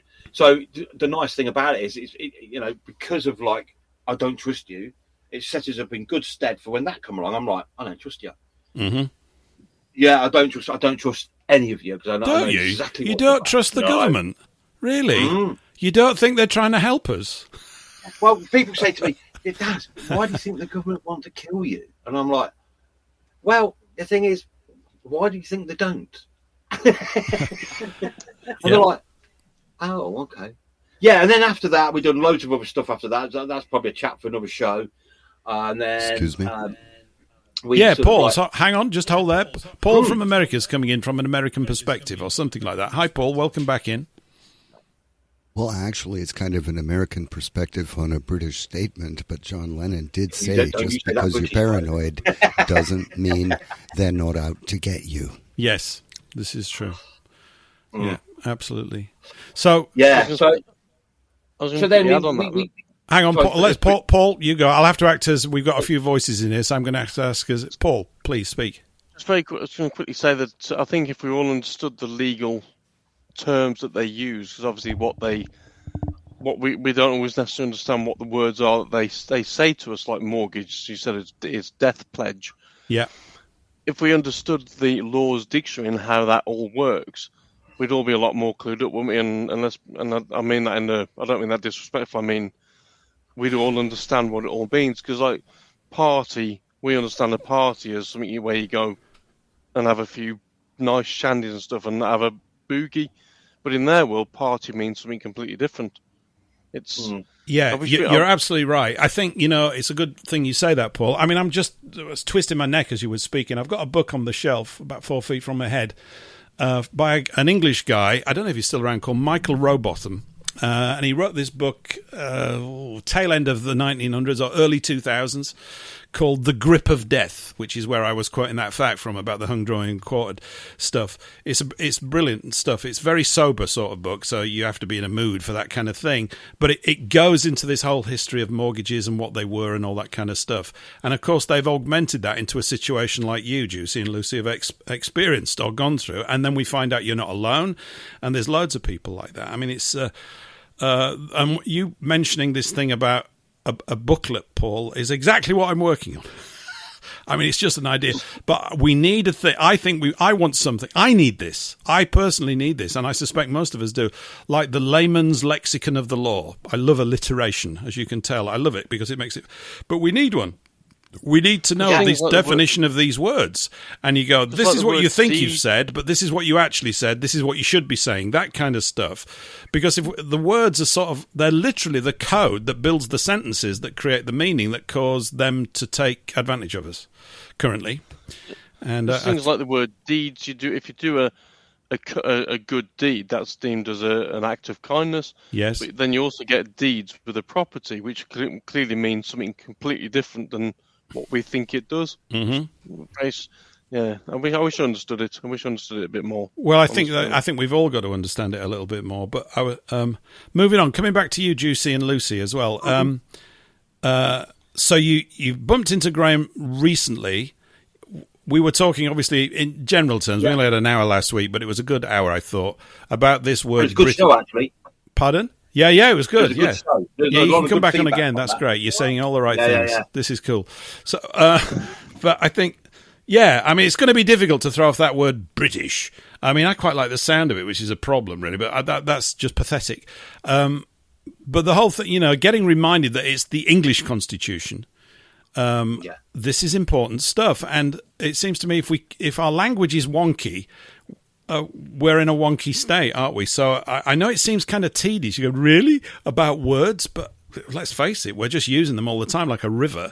And half the stuff I probably said is actually, from a definition point of view, incorrect. I don't mean to be incorrect, but you realise in retrospect, you go, oh, that's actually not quite right. I should be saying it like this.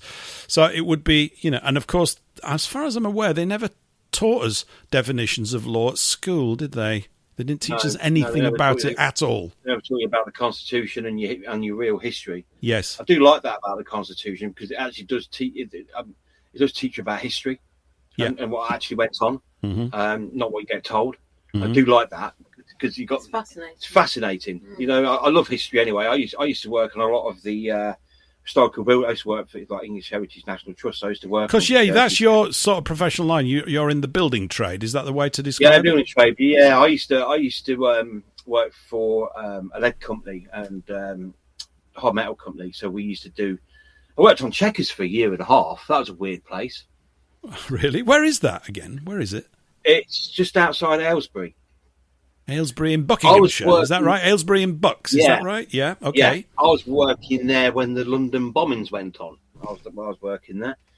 Yeah, that's a weird old time that was. But yeah, I used to work on all them old historical buildings. You know, fascinating when you actually get right into them. You know, yeah, because we used to get the keys to get into absolutely everywhere where people haven't been for years.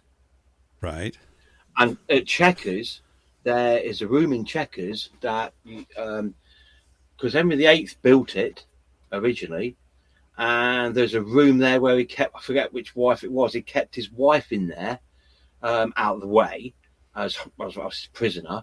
And there were some glazers I was talking to, and they had to go into this room to get to the windows, and all of her stuff was still in there. So when's that? Like she's just left.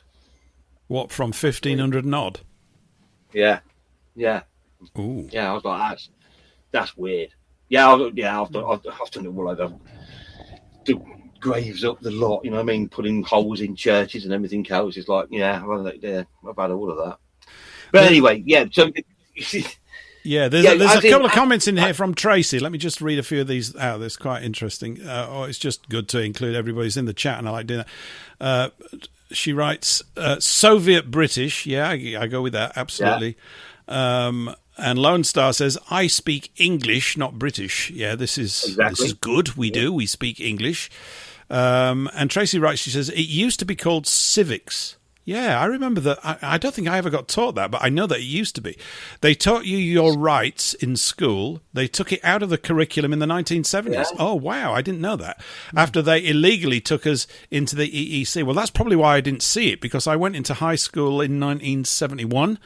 And 72, they did, Ted Heath did The Dirty, and that's possibly why it disappeared. And I went to an all-boys grammar school, I'll have you know. Same here. I went to an all-boys as well. Snap. Yeah.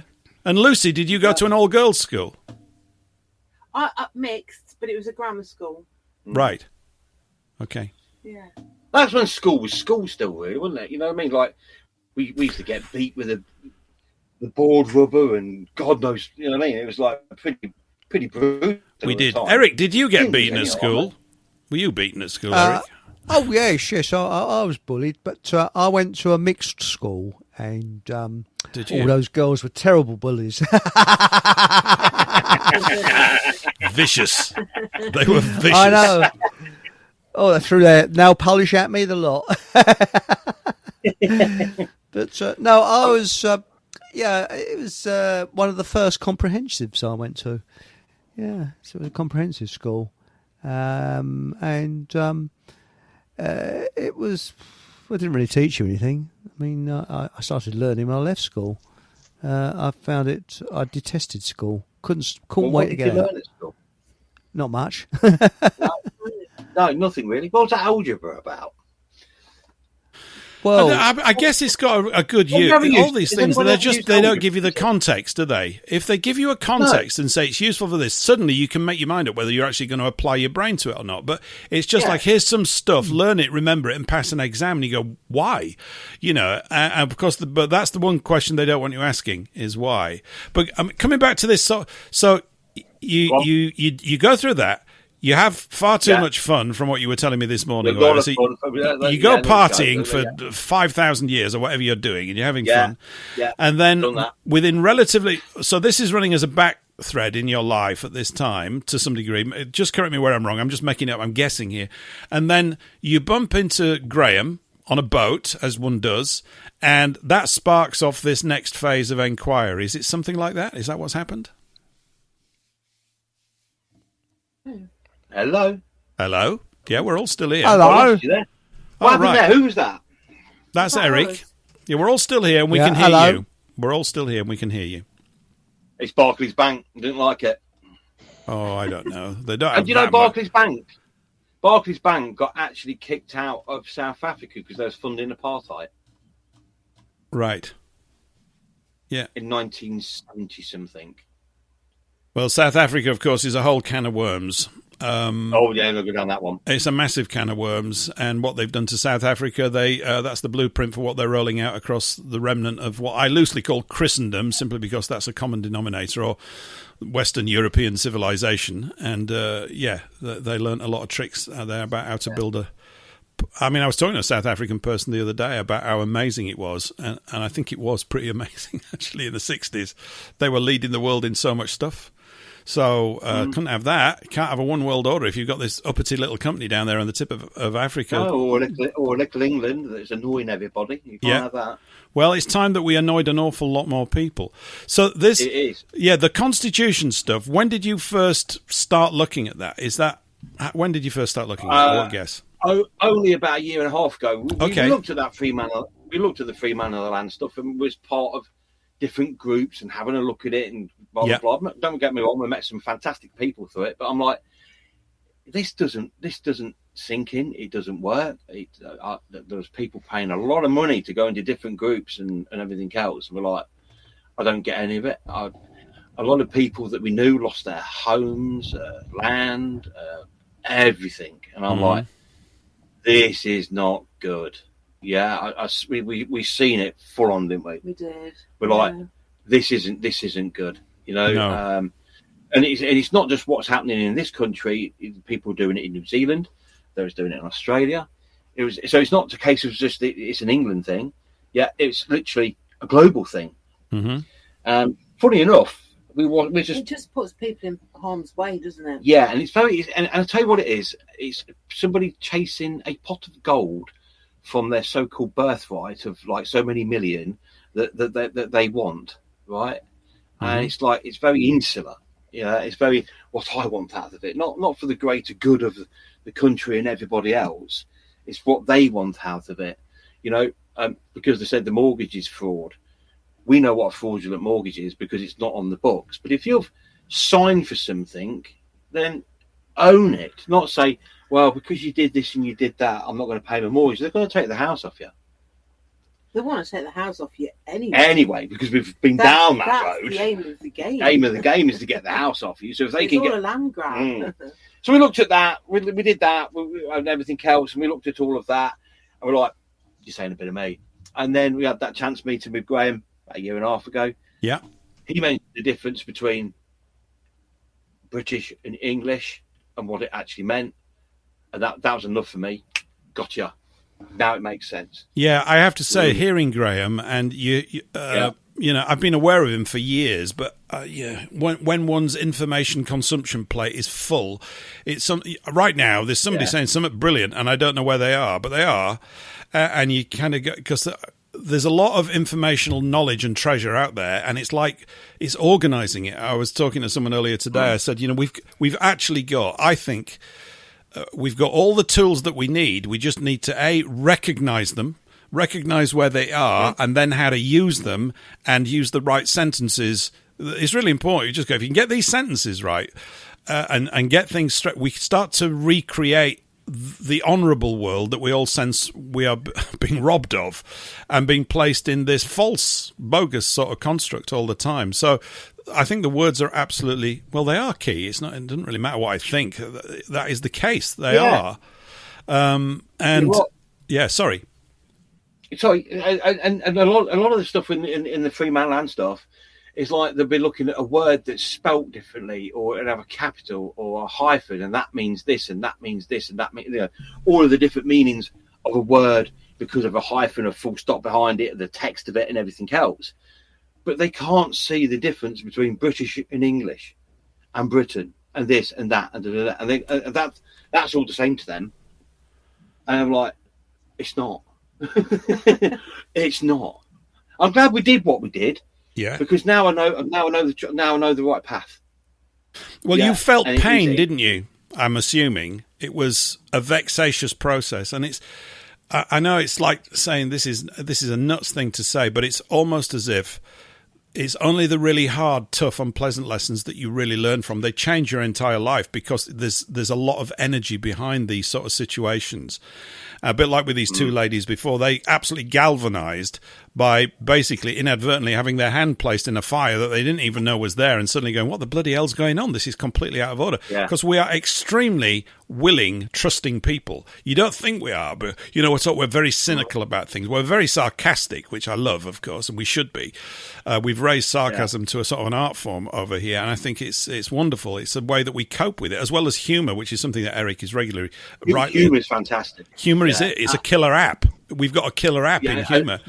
And they hate it when you laugh at them, don't they? Don't they just hate it? Yeah, or just come out with a sarky comment. They're like, I don't want to. Because the fact of if you even look at the humour, they've been attacking humour now on TV for 30 years. So that it's not funny anymore. Right, I mean, I remember like Tom and Jerry, they banned Tom and Jerry because it was too violent. Oh, it was dreadful. I remember being mentally scarred as an 8-year-old watching Tom and Jerry, crying and going to my mum and dad going, it's so violent. Well, didn't they ban the A-Team for that very same reason? No one ever died. The A-Team was deemed as too violent, yet no one ever got hit or shot or killed or anything. No one died. But the thing was that the band Tom and Jerry then put Power Rangers on where they're kicking hell out of each other. I'm like, this don't make sense. Hey, guys. Yeah, Paul. I think what they've done is they've used language against us at the very same time that they were taking language and higher level English out of the schools. They were using that very thing against us because there's a YouTube channel called High Frequency Radio, and I don't normally listen to the guy, but I did have somebody did send me one of his videos, and it was a difference between citizen, and the difference being whether citizen was capitalized or not. Right. And he pointed out that in the Constitution for the United States of America, prior to the 14th Amendment, every time the word citizen was used, the C was capitalized. But after the 14th Amendment, every single occurrence of the word citizen was all lowercase. Now, that says to me that there was a change through grammar, or indicated by grammar, that there was a change in the actual sovereignty of the people, the citizen people. Mm-hmm. And that, I think, is when they turned the screws to us. So it's absolutely the case that citizen has been reversed. Citizen used to be the creator of government, governed by consent of the citizenry, to citizens being serfs, being slaves. And I think that's a lot of what everybody globally is dealing with, in not so many words. Their status, Paul. They're classed as a slave, serf, because obviously what we're involved with, well, one of the ways it's being described is a return to the feudal system. The high-tech feudal system is what they appear to be having underway. And I am encouraged, you would know the history stuff as well. In 6 years' time, in 2031, it will be the 650th anniversary of the Peasants' Revolt with Wat Tyler, John Ball and Joanna Farrar. And I think we need to be making preparations to have Peasants' Revolt 2.0. I mean, I would say that this is the preamble, all this communication and information gathering period, because we need it. We absolutely do need it. I don't think we have 6 years to wait. No, it's about 6 weeks. Over here, it feels like it. Yes. Yeah, 6 weeks then. Everybody get a wriggle. Flailing then, Paul. What's that? A good flailing, that's what we need. Well, I actually think that, what Graham's doing and what you're doing in terms of inquiry, this is the sort of constructive flailing. We've got kind of, I'm grasping in generalities, and that's all I can do at the moment, but we've got a retrovirus that's based on the truth and the actual stuff. And the fact that these things like Magna Carta, the Bill of Rights, and the Act of Settlement that Graham was talking about, that aspects of the clauses in there are in perpetuity and cannot be broken. And it's like, what did Tony Blair do? People say, they use a statement like this: he changed something. He did something on the Treason Act, didn't he? He was trying to change the Treason Act, or maybe he did, but he didn't.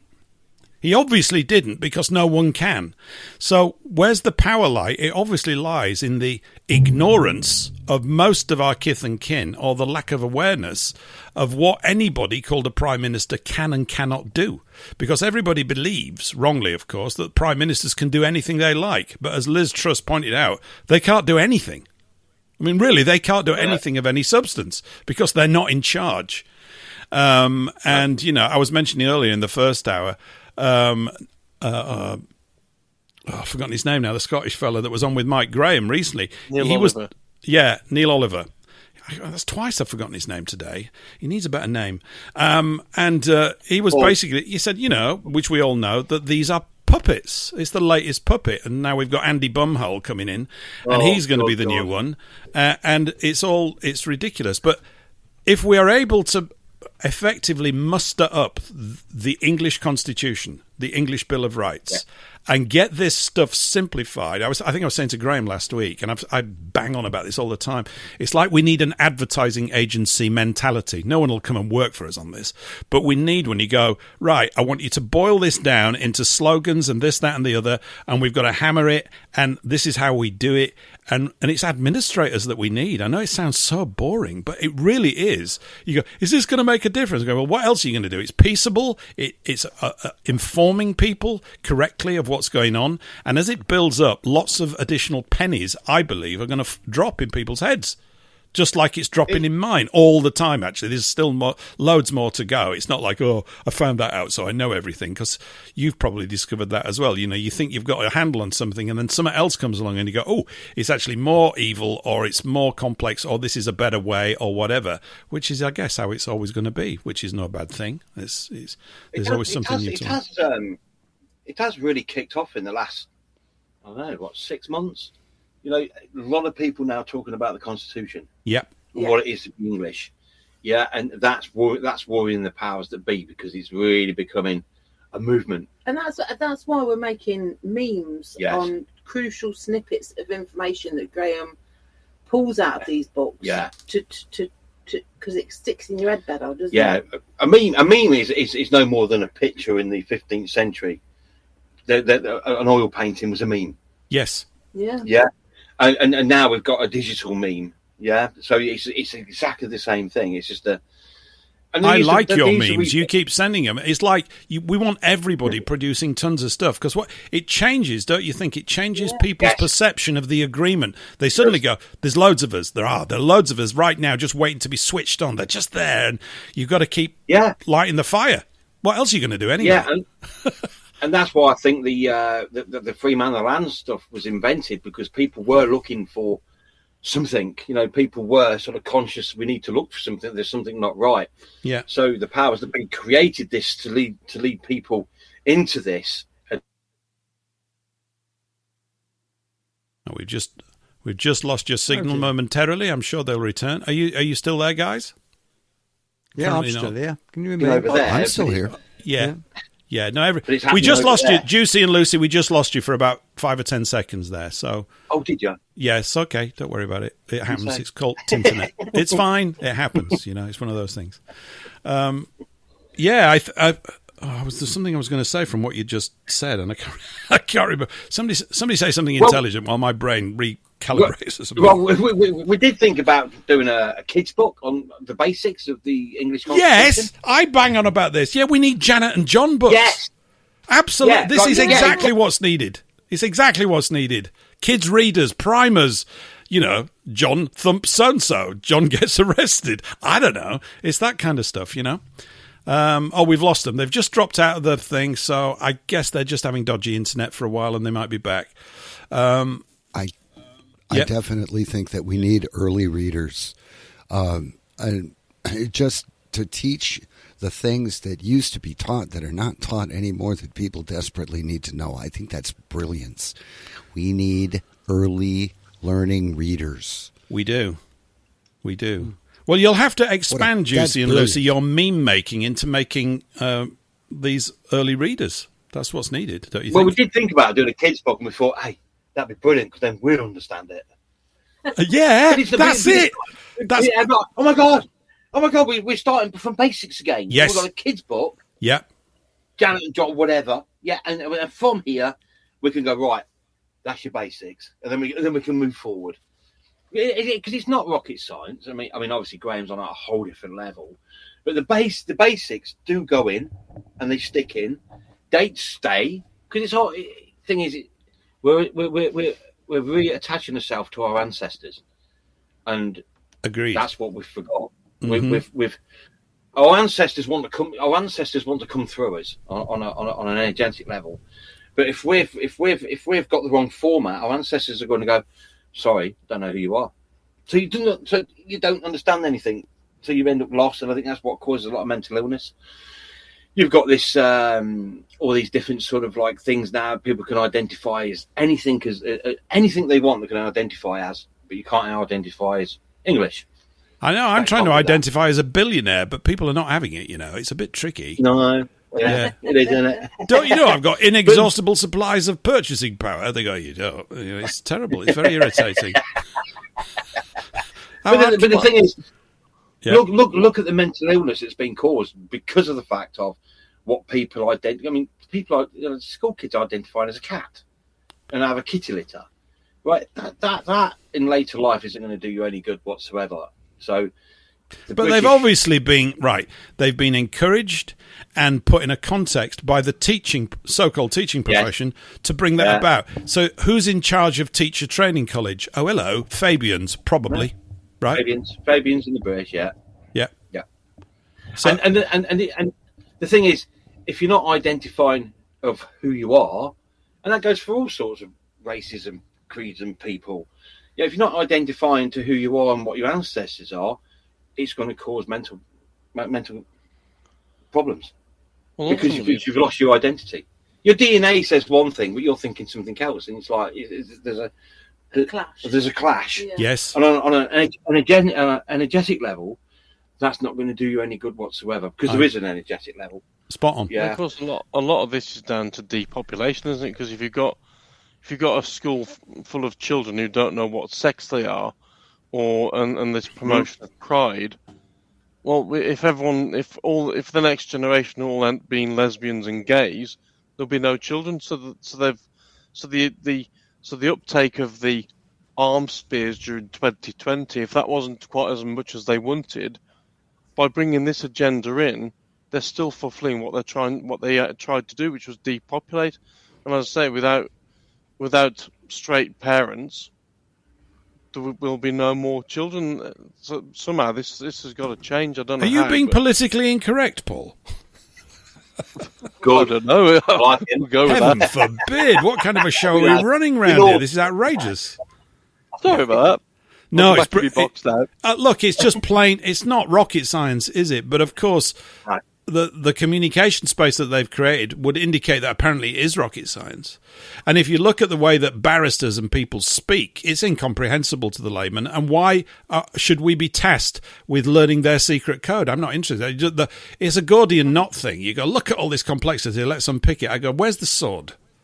I mean, really, seriously. It seems to me that part of the sword, several notches on it, are the Magna Carta, the Bill of Rights, and the English Constitution. All of this in these documents. Are you aware of a guy called John Bingley? Have you come across him? Do you know of him? John Bingley. No. He was very active online with, I think it was called, now forgive me, the British Constitution Group. But he did a lot of stuff about 12 years ago. He's a very interesting guy. Because I've been going back over old links and stuff, I actually spoke to him probably about 10 or 12 years back.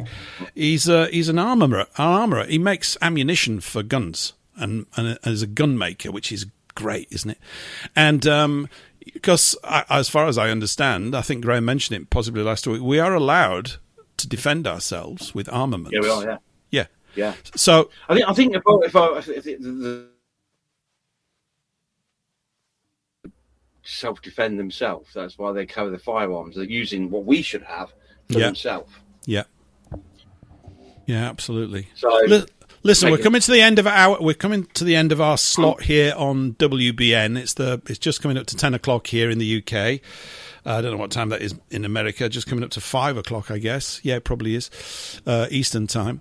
And so we're going to say goodbye to you on WBN 324. Look at me getting it in quite early. I'm being quite efficient these days.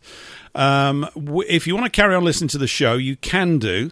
If you head on over to paulenglishlive.com, you'll find a player there for FFT Radio, but you'll also find links to the Rumble and YouTube groups. And Rumble's really healthy tonight. We've been having a struggle with Rumble, but shout out to everybody. But it's really good to see that we've got a good clutch of people there on Rumble tonight, which is great. And we are going to be back on the other side after I've played a little thing. Now, this is a very old English folk ballad. How about that? It's called Lovely Jane. I think it's Jane, or is it Lovely Jean? Oh, no, it's not. I got them both wrong. It's both wrong. It's Lovely Joan. Lovely Joan it is. How about that? So we're going to play this, and we'll be back with you on the other side of the hour. And I've got a little clip, another clip to play just after this. So here's a little song for you to keep you busy for the next couple of minutes. This is an old English folk song, really rather beautifully sung, I think. Here we go.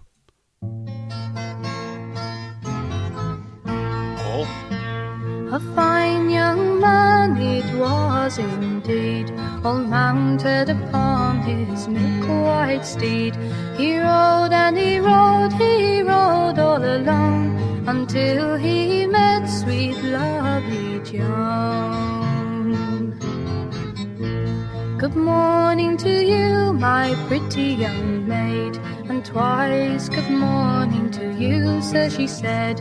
He gave her a wink, but she rolled a dark eye. Says he to himself, I'll be there by and by. Oh, don't you think those boots of hay would make a pretty place for us to play? So come with me, my pretty young thing, and I will give you my golden ring. He took off his ring of gold, and says, my pretty young fair miss, this you behold.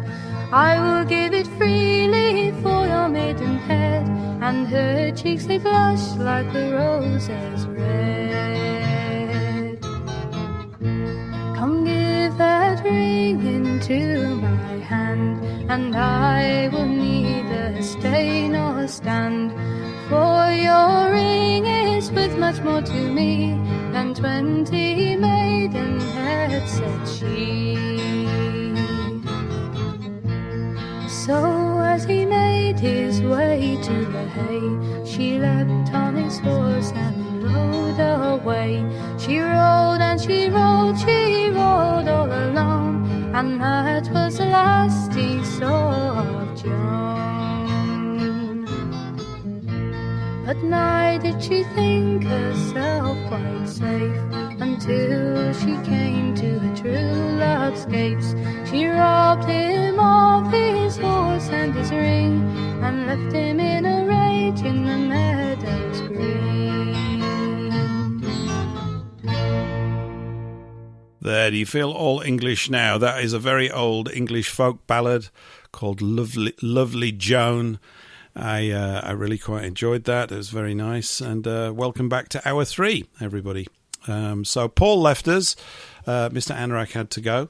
But I hope that it's the complete opposite of more lively things that are of the modern idiom. But there you go. And I might find out who sung it at some point, but I just found it on the internet. And I just thought, well, we'll have that. That's quite nice. I feel pretty sure that is Pentangle. It really does sound like I'm telling you right now, it's not. So I don't know who it is, but yeah, it's lovely. So more like that, please. All you singing minstrels and minstrelesses, if that's the correct... minstrels. Yeah. If you could send that to me, I'd appreciate it. Because, of course, I will.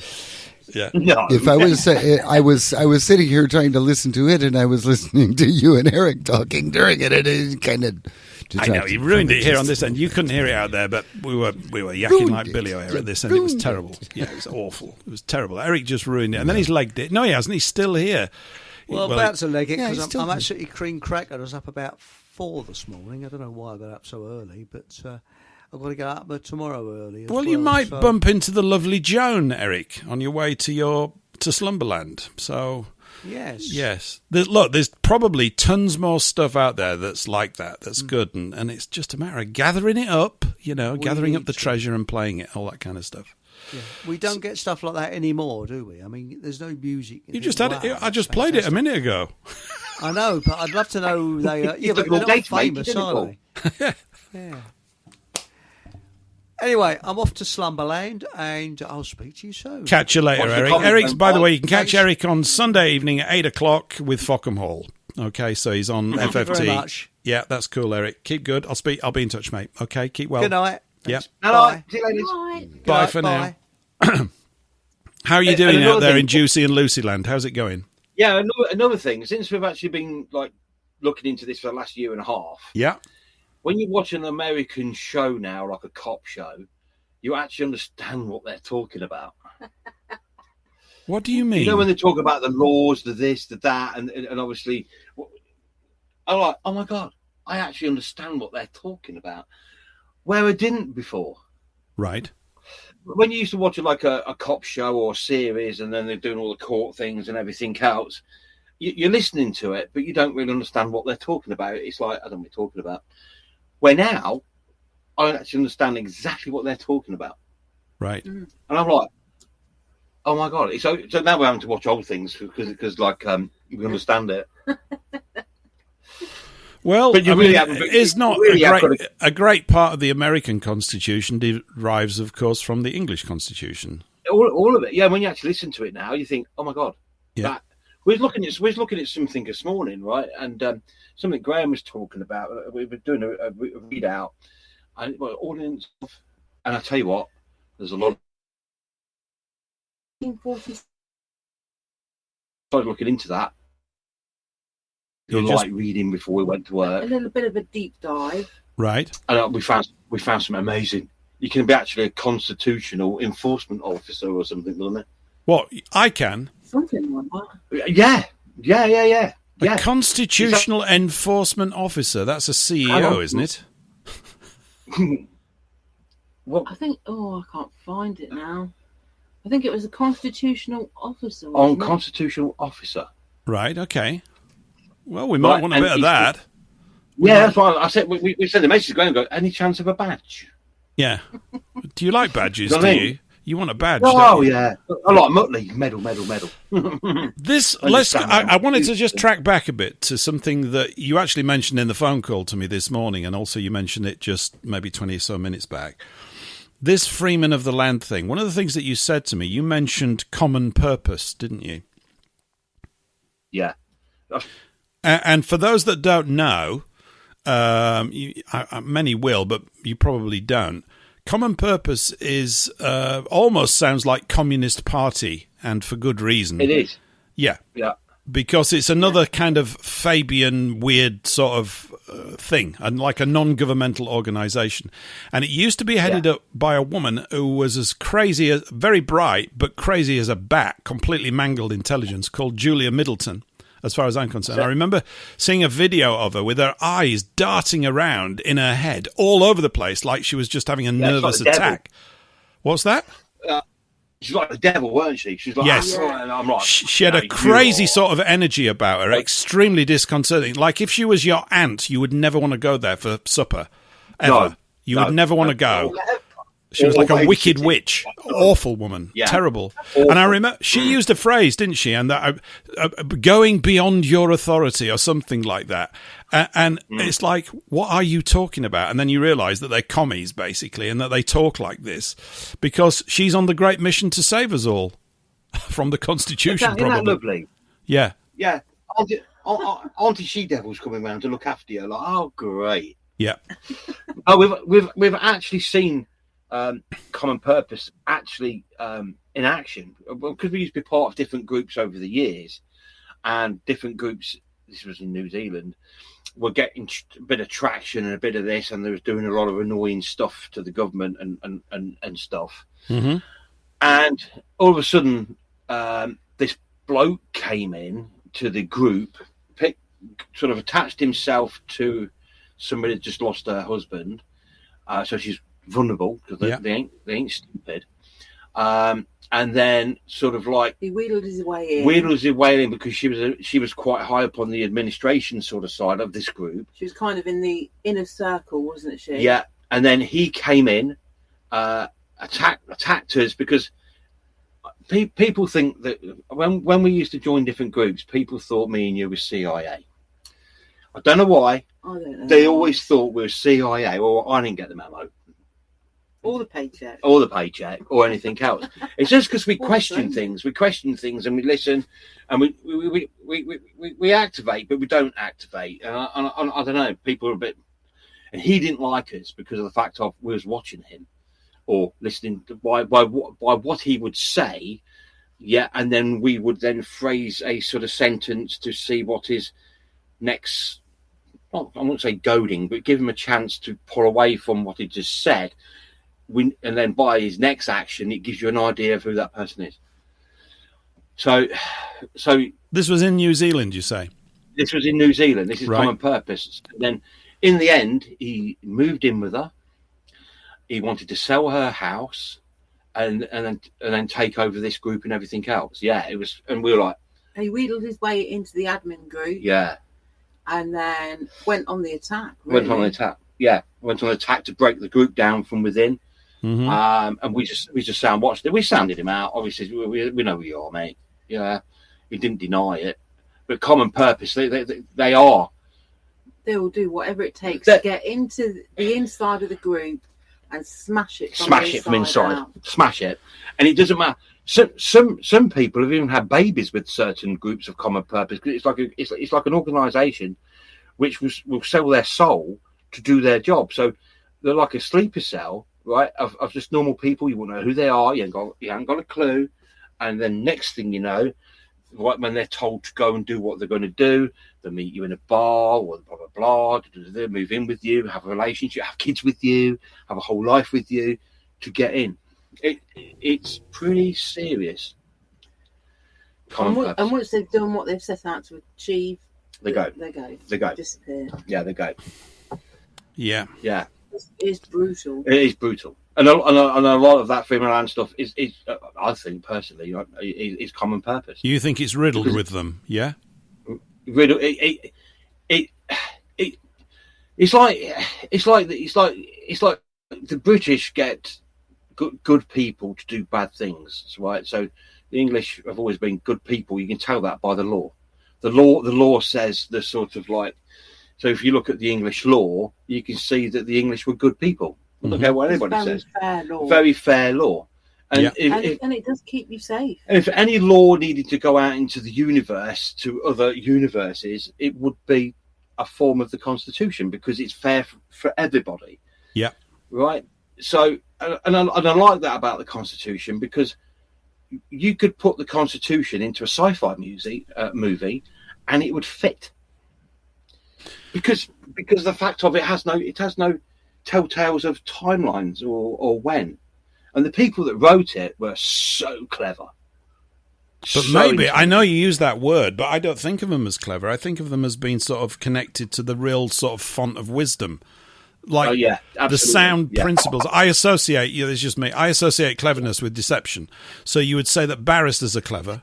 But when people say you're clever, I go, no, I'm not. I hope not. I don't want to be clever. I want to be wise. No. There's a big difference, isn't there? I think, and it is. That's what it's grounded in a real root of like common sense and common law. All of the things that they've. So I mean, obviously, the communication of this is vital because it's like building a larger amplifier to get the truth back out and to blow all the shit away, which is what we're covered in. We're covered in a false narrative, and people go, "Oh, it's like this," and we're all going to love one another. And I go, "I'm not. I'm not going to do that. You're asking me to become a mindless fool and just unconditionally think it's mad. It's mad." Yeah. The thing is that the Constitution ties in lovely with your morals, doesn't it? Yes. It's literally where your morals come from. It's almost like it wasn't for us herself because you'd be living the life that way because it had been taught by your parents and parents and parents. It was there for incomers coming into that situation to go, listen, you can't do that because it says it here. The average person would just live life normally and it wouldn't interfere with them really, because that's how you've been brought up. It's your internal operating system, don't you think? Yeah, your moral compass is set. Yeah, it's almost for people that would come here, right? And then that law is there to go, listen, right? Listen to me. You can't do that because of this. And I think a lot of it was for outsiders coming to the inside that didn't understand, and they go, listen, you can't be doing that, and if you do it, this is what's going to happen. Yeah. You know what I mean? Because the average person that was working the fields and just getting on with their life and working for the Lord of the Manor and blah, blah, blah, blah, it didn't matter, because you knew what your moral compass was, but it was for other sort of people that was coming in, yeah, and going, listen, you can't be doing that because it's here. Stop it. Or chancers or grifters. And that's what the British government are. They're grifters. So basically, they come up with an idea and they see if the general public accept it. Yeah. So they're just grifters. That's all they are. They're just grifting. Pirates. Yeah. They're pirates, really, of the worst sort. Yeah, sorry.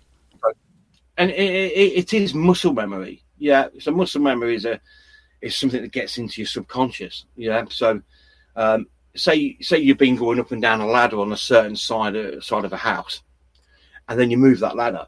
You still go to the position of where the ladder was because you've gone up and down it so many times. So your subconscious is taking you to where the ladder is, even though that you know that you've moved it, because it gets into your muscle memory gets into your subconscious.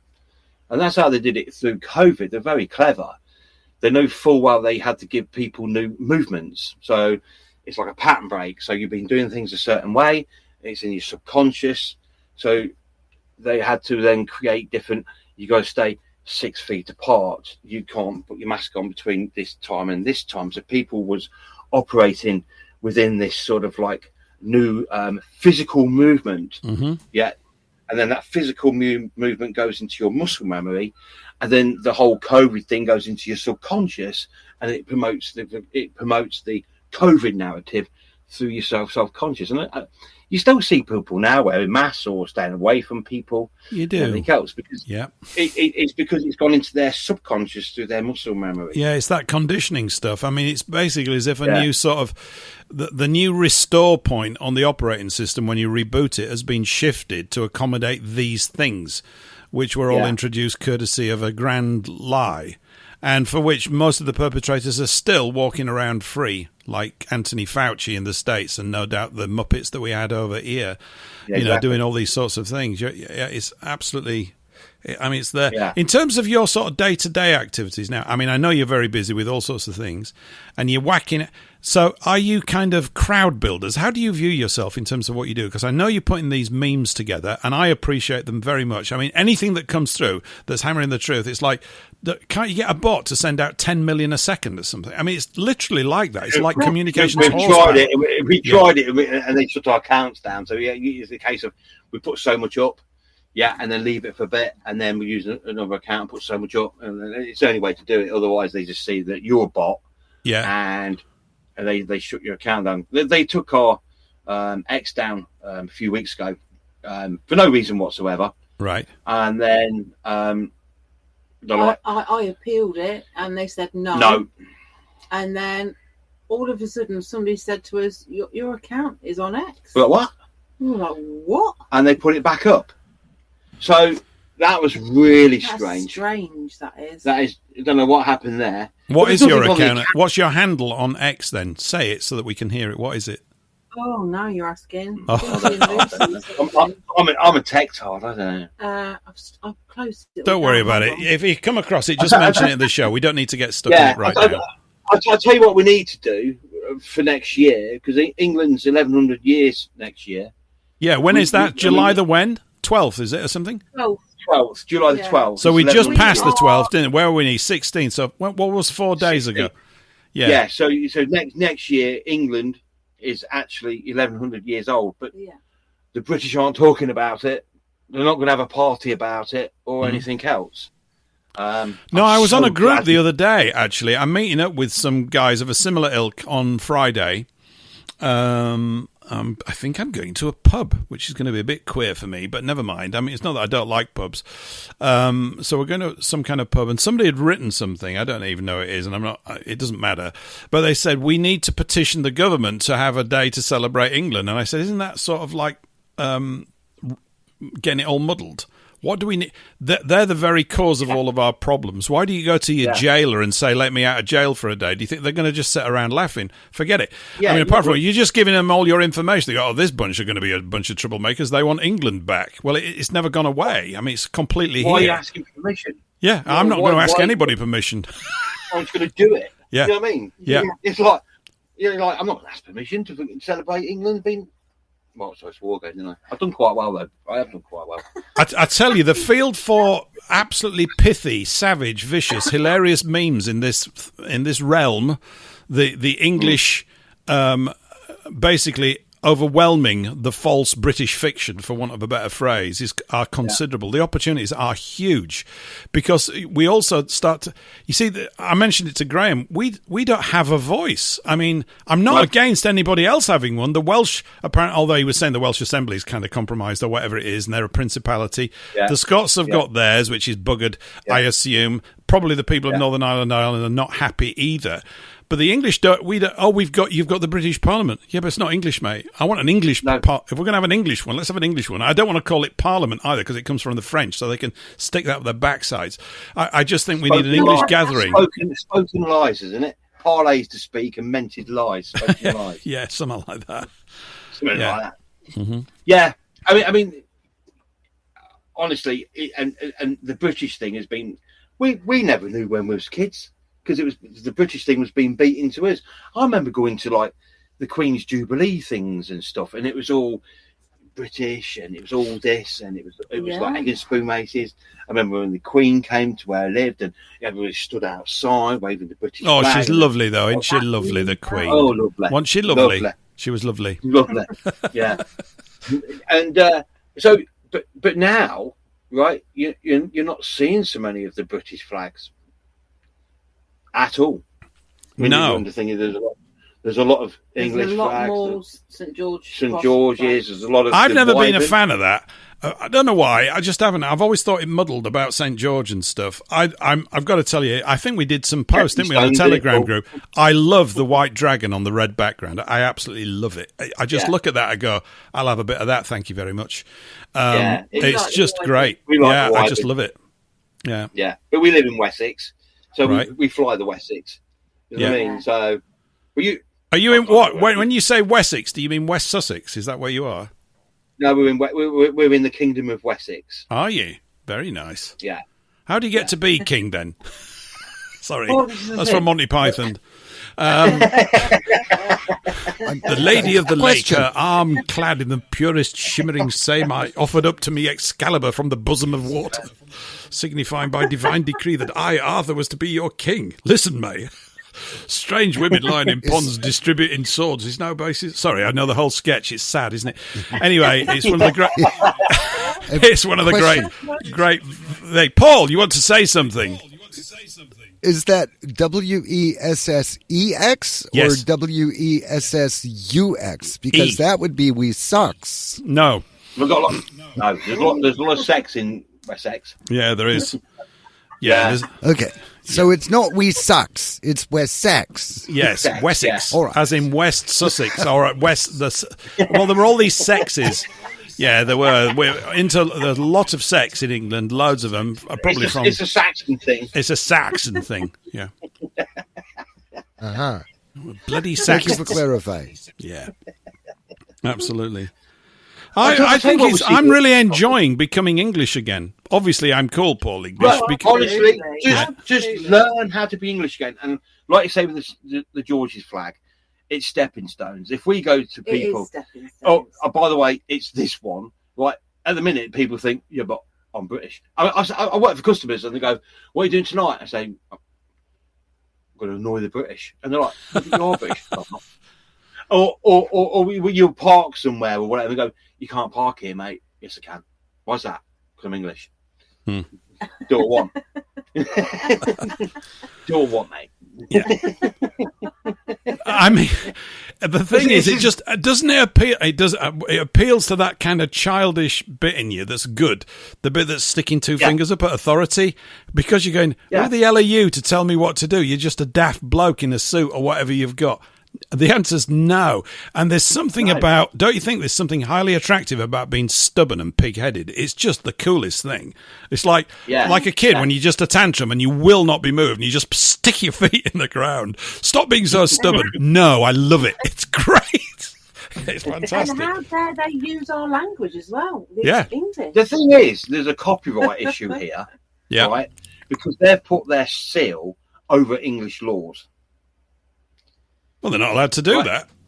Exactly. So there is a copyright infringement over that because when you actually look at the crest and you've got the unicorn on the crest.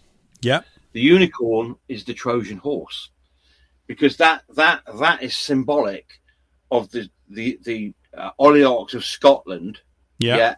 Putting their stamp in over English law. So this is where you've got this administration Roman law coming into England, and that's that stamp over the top of it. Because this is true fact. I was watching something the other day. The what it should have been was a thistle, because the thistle was the emblem. Patient sort of the emblem for the Scottish people. That's right. Right. Yeah. And I was watching this program the other day of where they actually got that from, and it goes back a very long time where the Scottish was being invaded by the Vikings, and the Scottish army was camped out. I forget where it was. It was camped out somewhere, and the sneaky Vikings were tiptoeing at night time to come around the camp, so that they took the shoes off so they didn't make any noise and walked on the thistles. Started shouting.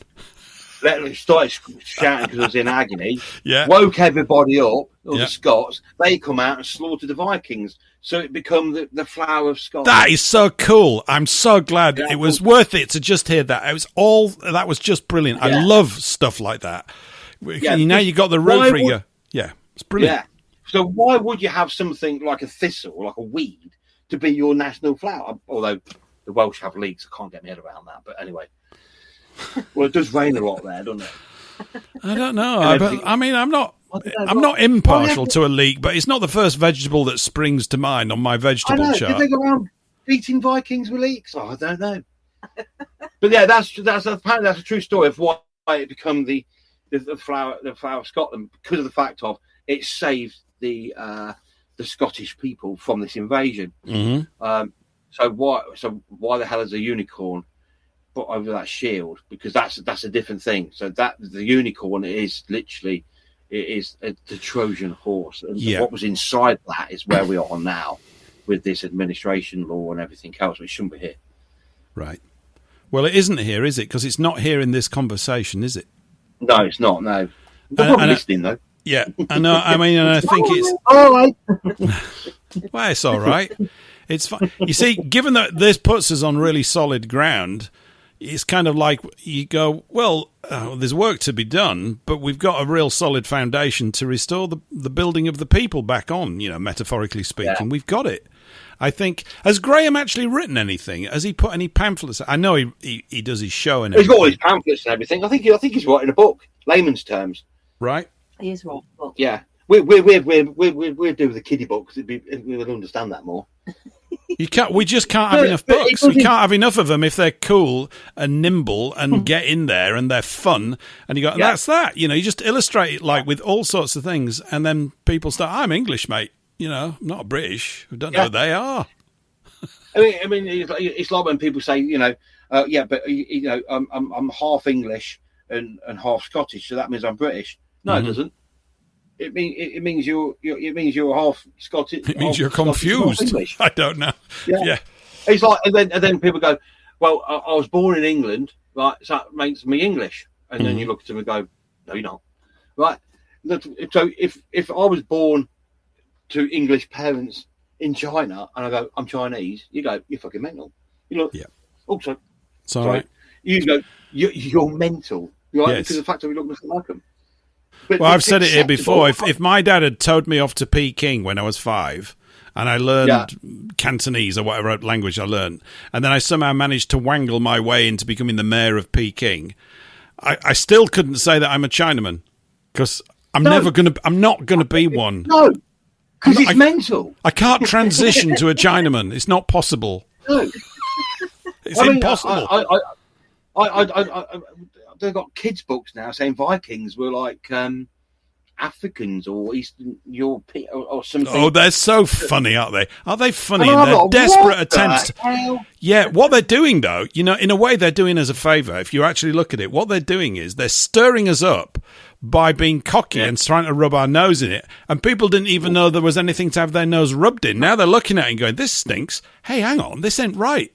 It's, there's this film coming out as well in a similar vein called The Odyssey, which is, of the Greek epic by Homer, made by the guy that made all the Batman movies, whose name I've forgotten because I don't really care. But there's this absolute uproar about it because the casting is insane.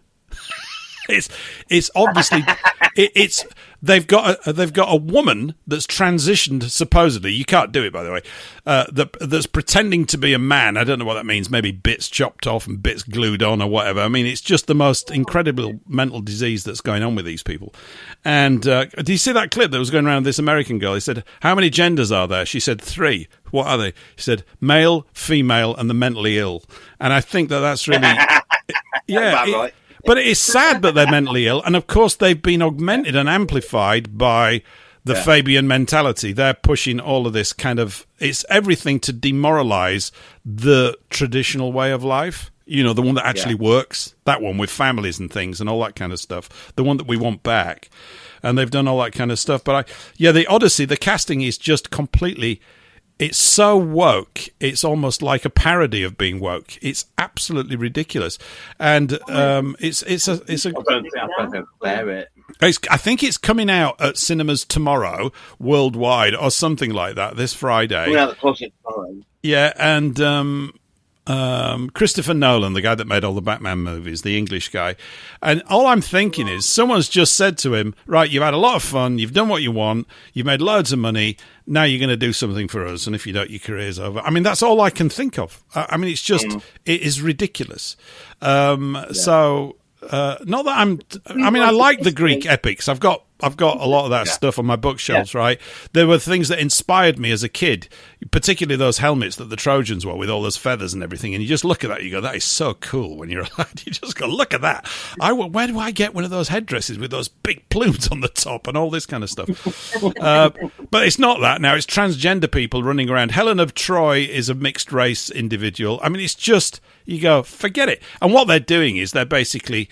shitting all over our inherited shared culture. That's what they're doing on purpose. They are rewriting history in real time. In real time. Mm-hmm. Yeah. Here's a question. Yeah. Right. So if all of us lot, the English and people that know what to do, and we all go right, and the eradicated dudes, and we all left, and we'd all gone, who would look after the infrastructure of this country?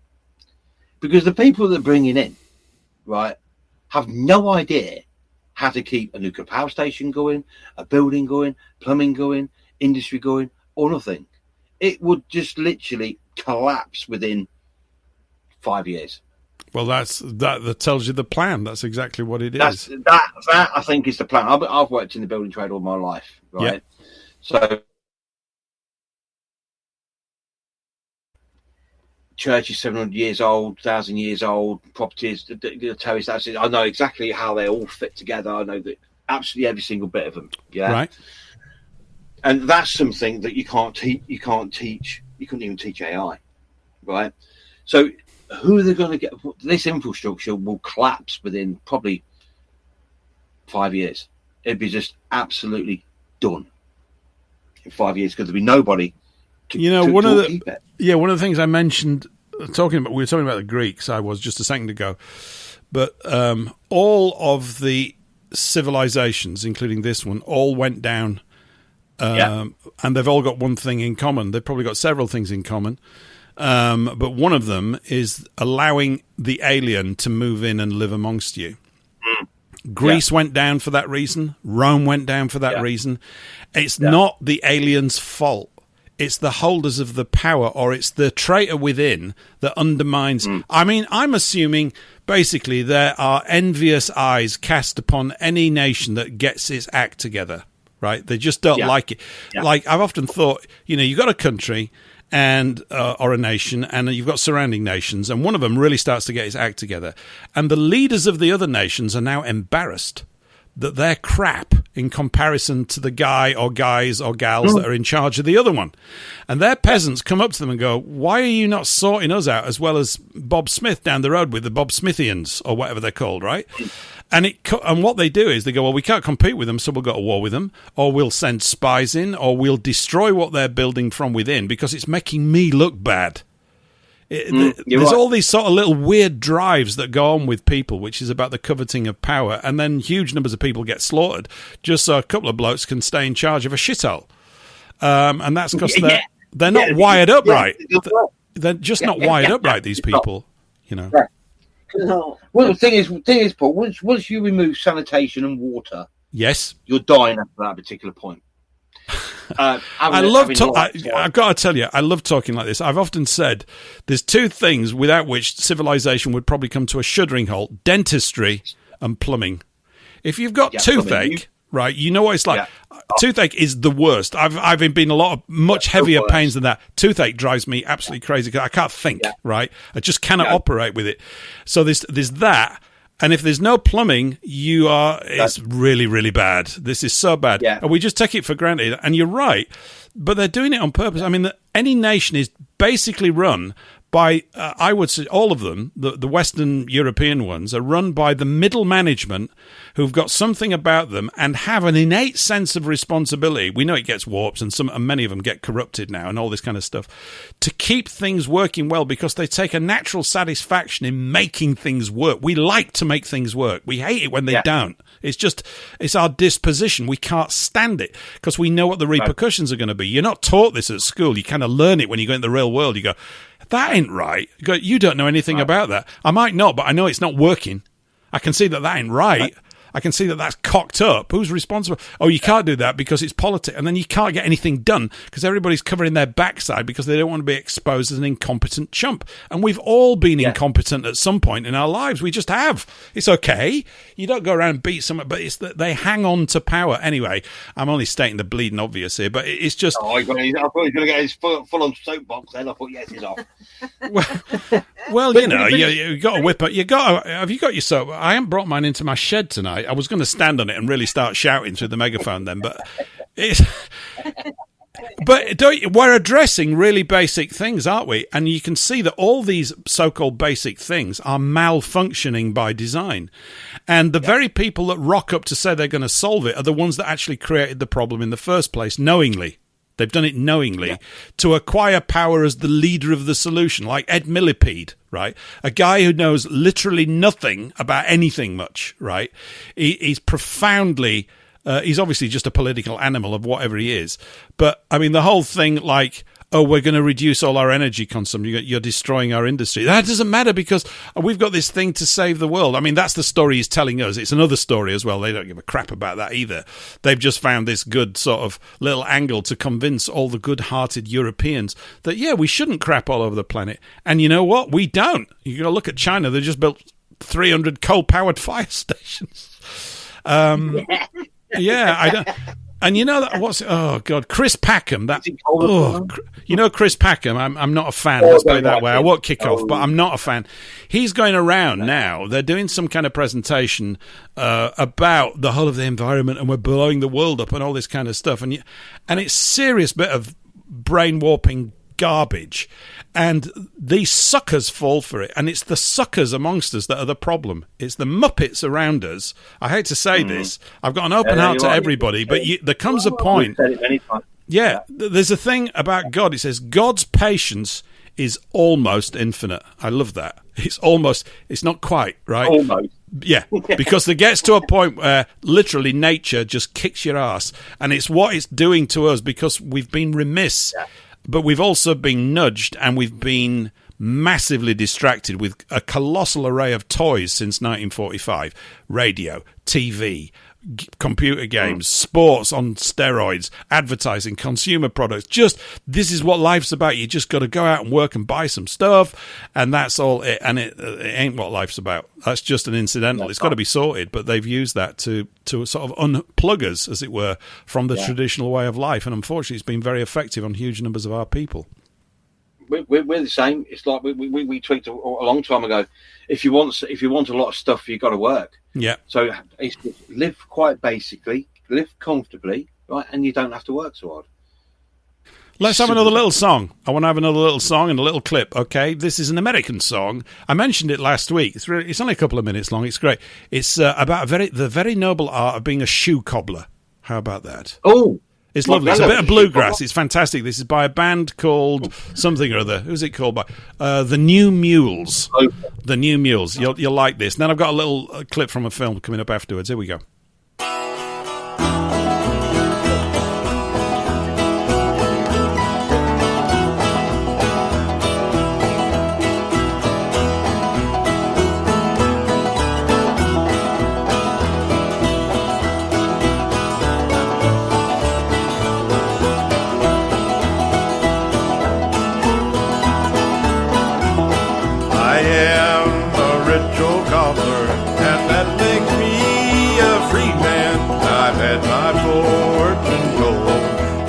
I'd marry as a wee man. Ling, ling, ling, ling, ling, lie-do. Ling, ling, ling, ling, ling, lie-do. Ling, ling, ling, ling, ling, lie-do. Oh, she was my dear.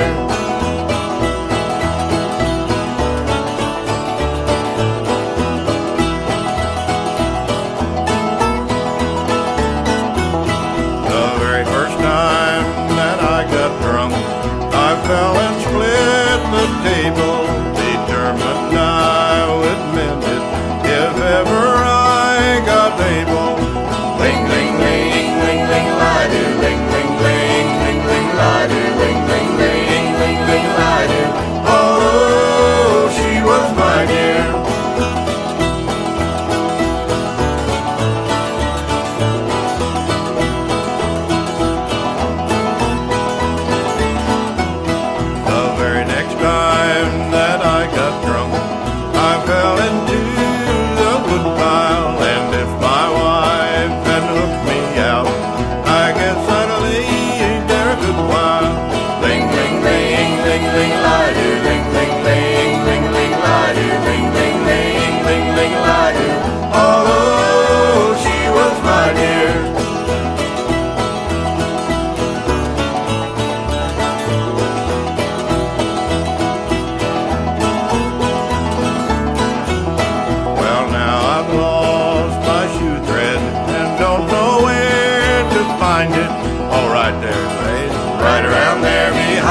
Big ball wax there behind me. Ling, ling, ling, ling, ling, lie-do.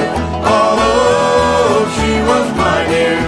Ling, ling, ling, ling, ling, lie-do. Ling, ling, ling, ling, ling, lie-do. Ling, ling, ling, ling, ling, lie-do.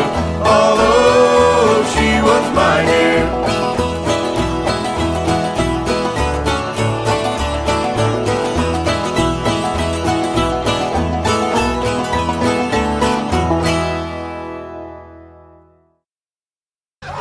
Was that ant that stood up to me. Yeah, but we can forget about him. Yeah, it was just one ant. One ant.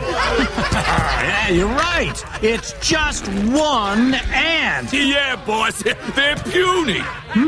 Puny? Say, let's pretend this grain is a puny little ant. Did that hurt? Nope. Well, how about this one? Are you kidding? Well, how about this?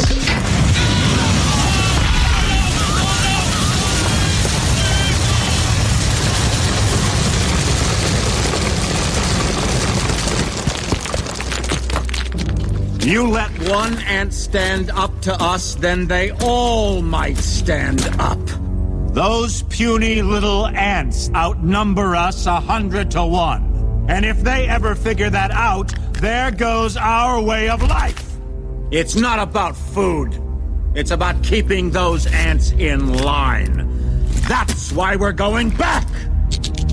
Does anybody else want to stay? Hi, ants. Hello, welcome back. We got about 15 minutes to go or so. So that last was a little clip from A Bug's Life. And the song, as I said, by the New Mules, Shoe Cobbler. Makes me want to be a cobbler. So welcome back to the last few minutes. Yeah, there we go. Anybody got any sort of closing things you want to wrap up with? What are you doing in the future now? Is that that chicken again? Yeah, that sounds like a chicken on speed or something, or it's just been given heroin or something. That was very distressed chicken. Yeah, it was. I think it's all the way from America, that chicken. It's bloody loud, isn't it? Sorry. So sorry. Oh, it's like a bloody barnyard in here. It just gets so out of order. Yeah. Yeah, well, I mean that is actually is actually a chicken of some reputation. That, and she's probably in the chat in Rumble right now. But that was one of Mur Bailey's actual honest to God roosters. Wow, they sound like Godzilla roosters. Of her chicken babies. Sounds like the Godzilla of the farmyard. That's a. Take that boy. It makes our very polite English roosters seem rather tame in comparison. They're very well behaved. That one's. Don't wind them up. No, don't wind them up. Don't wind the English ones up. They kick off, do they? Oh yeah, they'll kick off. Americans are loud and obnoxious, anyways. You know that. Oh, not really. Not all the time. No, we can all be loud and obnoxious, and we might have to be. Actually, it might not be too bad. Being a bit obnoxious might really help us out. Sure. I think. What are your plans then? Look, it's July, isn't it? And I don't know about you, I'm kind of aware that things slightly lull now. You can feel it, actually. Everybody kind of needs a break. The weather's been amazing. We're always whittering on about the weather over here, aren't we? Because that's what we do, which is good. The weather has been stunning. We do need some rain. I'm so oriented towards thinking about farmers. I'm going, is it going to rain? They really do need some rain, they must do. And it's all got a bit bonkers. I think there's loads of wildfires in Canada. I think I mentioned that at the beginning of the show, actually. There's tons of little things going on. They're always up to their little games with things. But what have you got planned for the remainder of, July and August? I suppose summer doesn't come to an end officially until September the 21st. But I've noticed that the nights are drawing in already. 1 month past. We're nearly... Oh, no, it's getting dark again and all that kind of stuff. But have you got anything planned in terms of activities coming up? Who's that? You. Yeah, you guys. Lucy and Lucy. Yeah. We're just trying to survive the heat. Our boat is like a conservatory, isn't it? Yeah, we're building the boat. We're building extensions on the boat. We're doing modernising it. We're doing all of that. So trying to get fiberglassing done in this extreme heat is another level. So that'd be fun. Yeah. Yeah, work on the evenings. You know what I mean? So I'm working till it gets dark. Right. It's just too hot in the day. You just can't do anything. And then just keep annoying the British. And then I think the best thing what people should do is get a pen and paper out like at school and literally do 100 lines a night. I am English. Yeah. And program it into themselves. Yeah. Because the hand teaches the brain. Do you know that? Yes. Yeah, we've got the hand. Yeah. We've got a lot of dust to blow off, but these conversations about all these different aspects of the disease that we see around us are aiding in that process, I think, very much. And you do slip up, because it is muscle memory and it goes into your subconscious. They're very good at it, and the British got good people to do bad things, you know what I mean, over the years. And I think why the British picked, personally myself, is because we're good at fighting. We're good at doing what we do. And they needed an army. And this is why they tricked us into doing things for them. Yeah, well, I'm still not happy with the Normans, of course, but what can you do? It's all spilt milk now and all that kind of stuff. No point crying over it, but we've got the resources to put it right. I think I mean, everybody's got a slightly different way of expressing this and sort of communicating it, which is understandable. It's unavoidable as well. You're all going to do that. But if we get down to these core understandings of a clutch of simple things that we can all sort of imbibe, ingrain in ourselves, it'd be good. I do need a dragon flag in the garden. I do think the dragon flags are great, but if people don't, then I think I would be happy for some kind of council of flagmen, I've just made that up, right, to say this is what we're going to sport, right? Because I'd like one of those, but then you could put each of the county flag of a little county emblem on each one. If that's what we decide, if people say, I don't know what you're banging on about with dragons, isn't that Wales? And everybody looks confused, and you go, well, maybe it's just a sort of an emblem too far. I don't know. It's just me speaking. I know what I kind of warm up to, and I look at that and I go, oh, I like that. That really taps into the whole root of round here. I think it's great.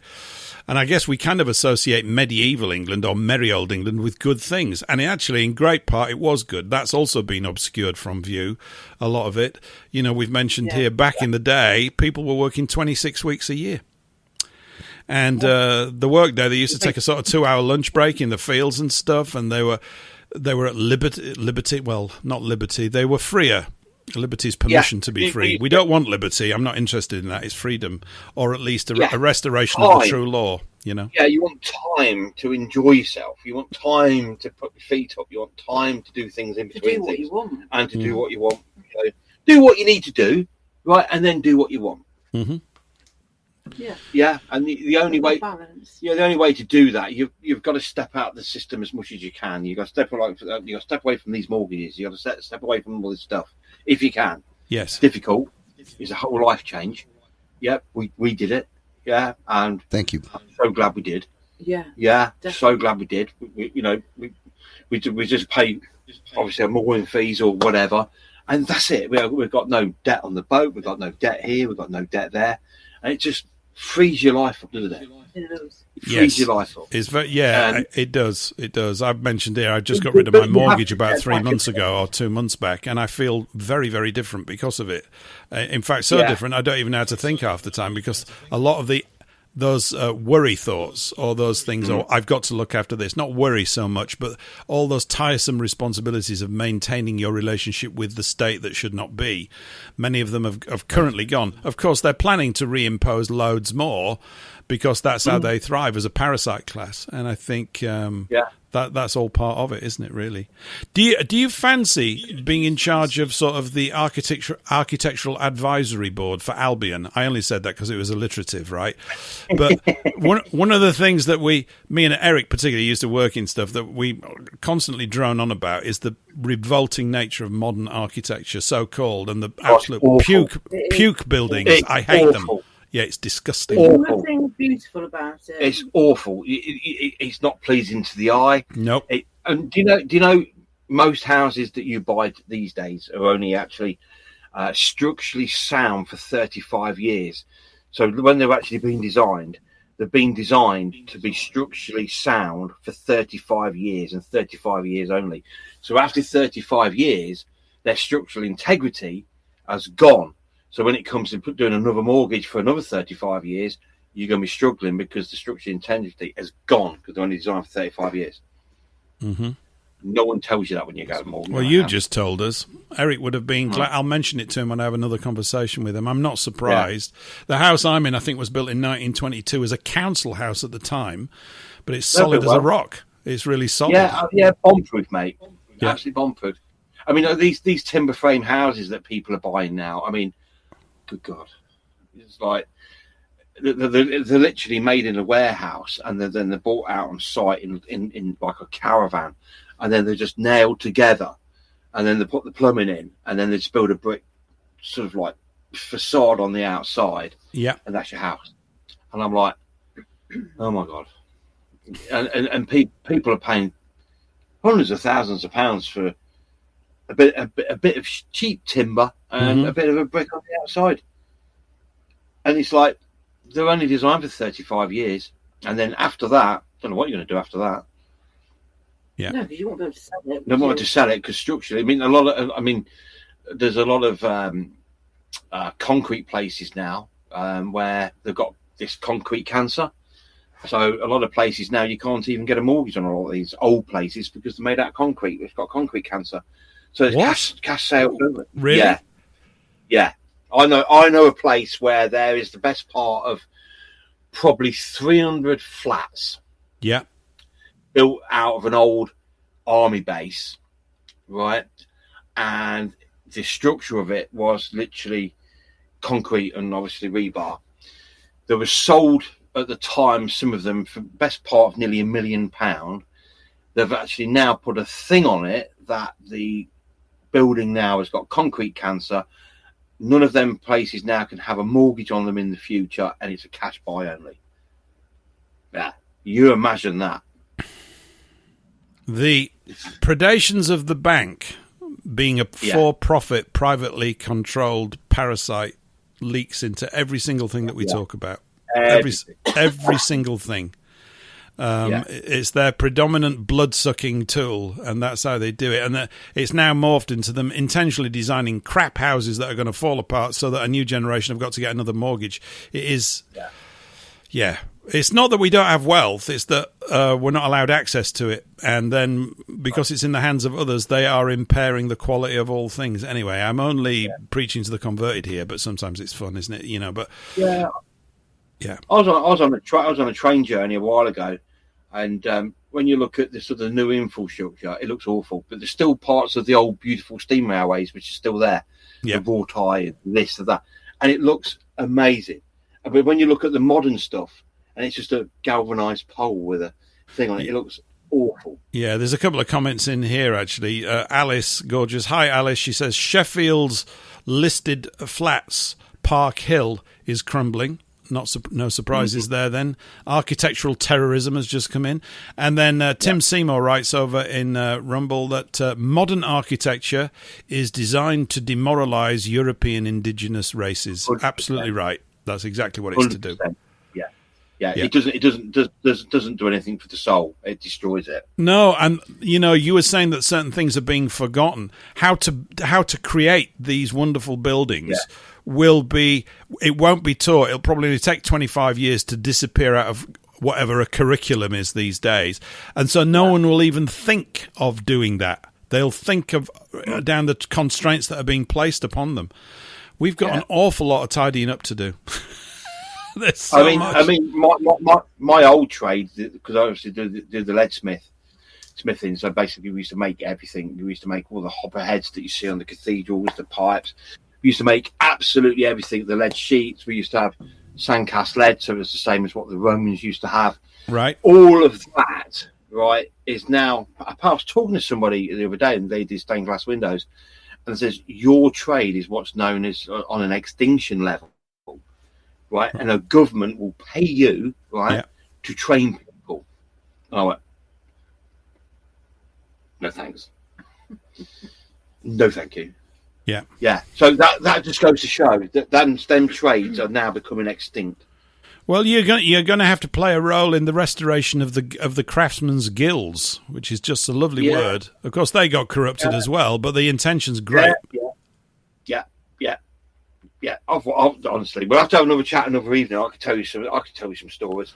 Oh, we can do some building shows. I think we ought to. I don't know whether I'm necessarily a man. Eric might be quite good, but I think just in general terms, we respond so well to beautiful buildings, and they augment and improve your mental, physical, and spiritual health. They just do. Yeah. And that's why people still come to London to see the old ones that are actually worth looking at. They don't come over to see these flats. I can't wait to go to London and see those big blocks of flats. Yeah, me too. It's so exciting. No one gives a shit about them. Oh my God! I couldn't think of anything worse. Yeah.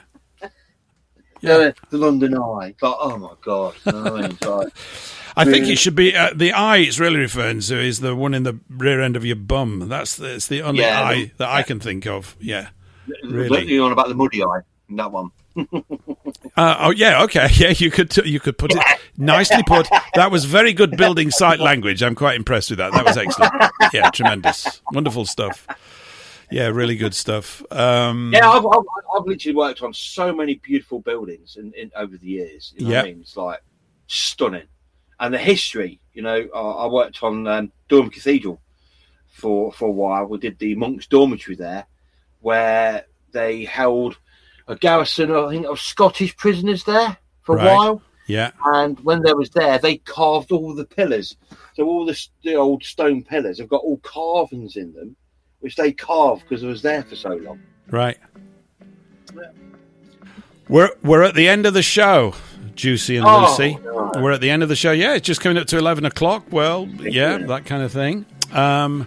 So it's been great having you. Very different sort of show. Really, thank you. Yeah, really enjoyed it. It's been fantastic, and I'll be in touch and at other times as well. Lots of grounds for constructive thinking, I think, with loads of stuff and constructive behaviour. There's lots of festivals on, I think, this weekend. Most of the FFT hosts are up at the Weekend Truth Festival at Wrexham, I think it is. So if you're going up there, have a cracking time. We'll be back again same time next week, same bat time, same bat channel, 8 o'clock on Thursday. And we're getting more guests lined up for this show. But it's been fantastic having you this evening. Keep good, and we'll see you all real soon. Bye for now, everyone. Bye-bye.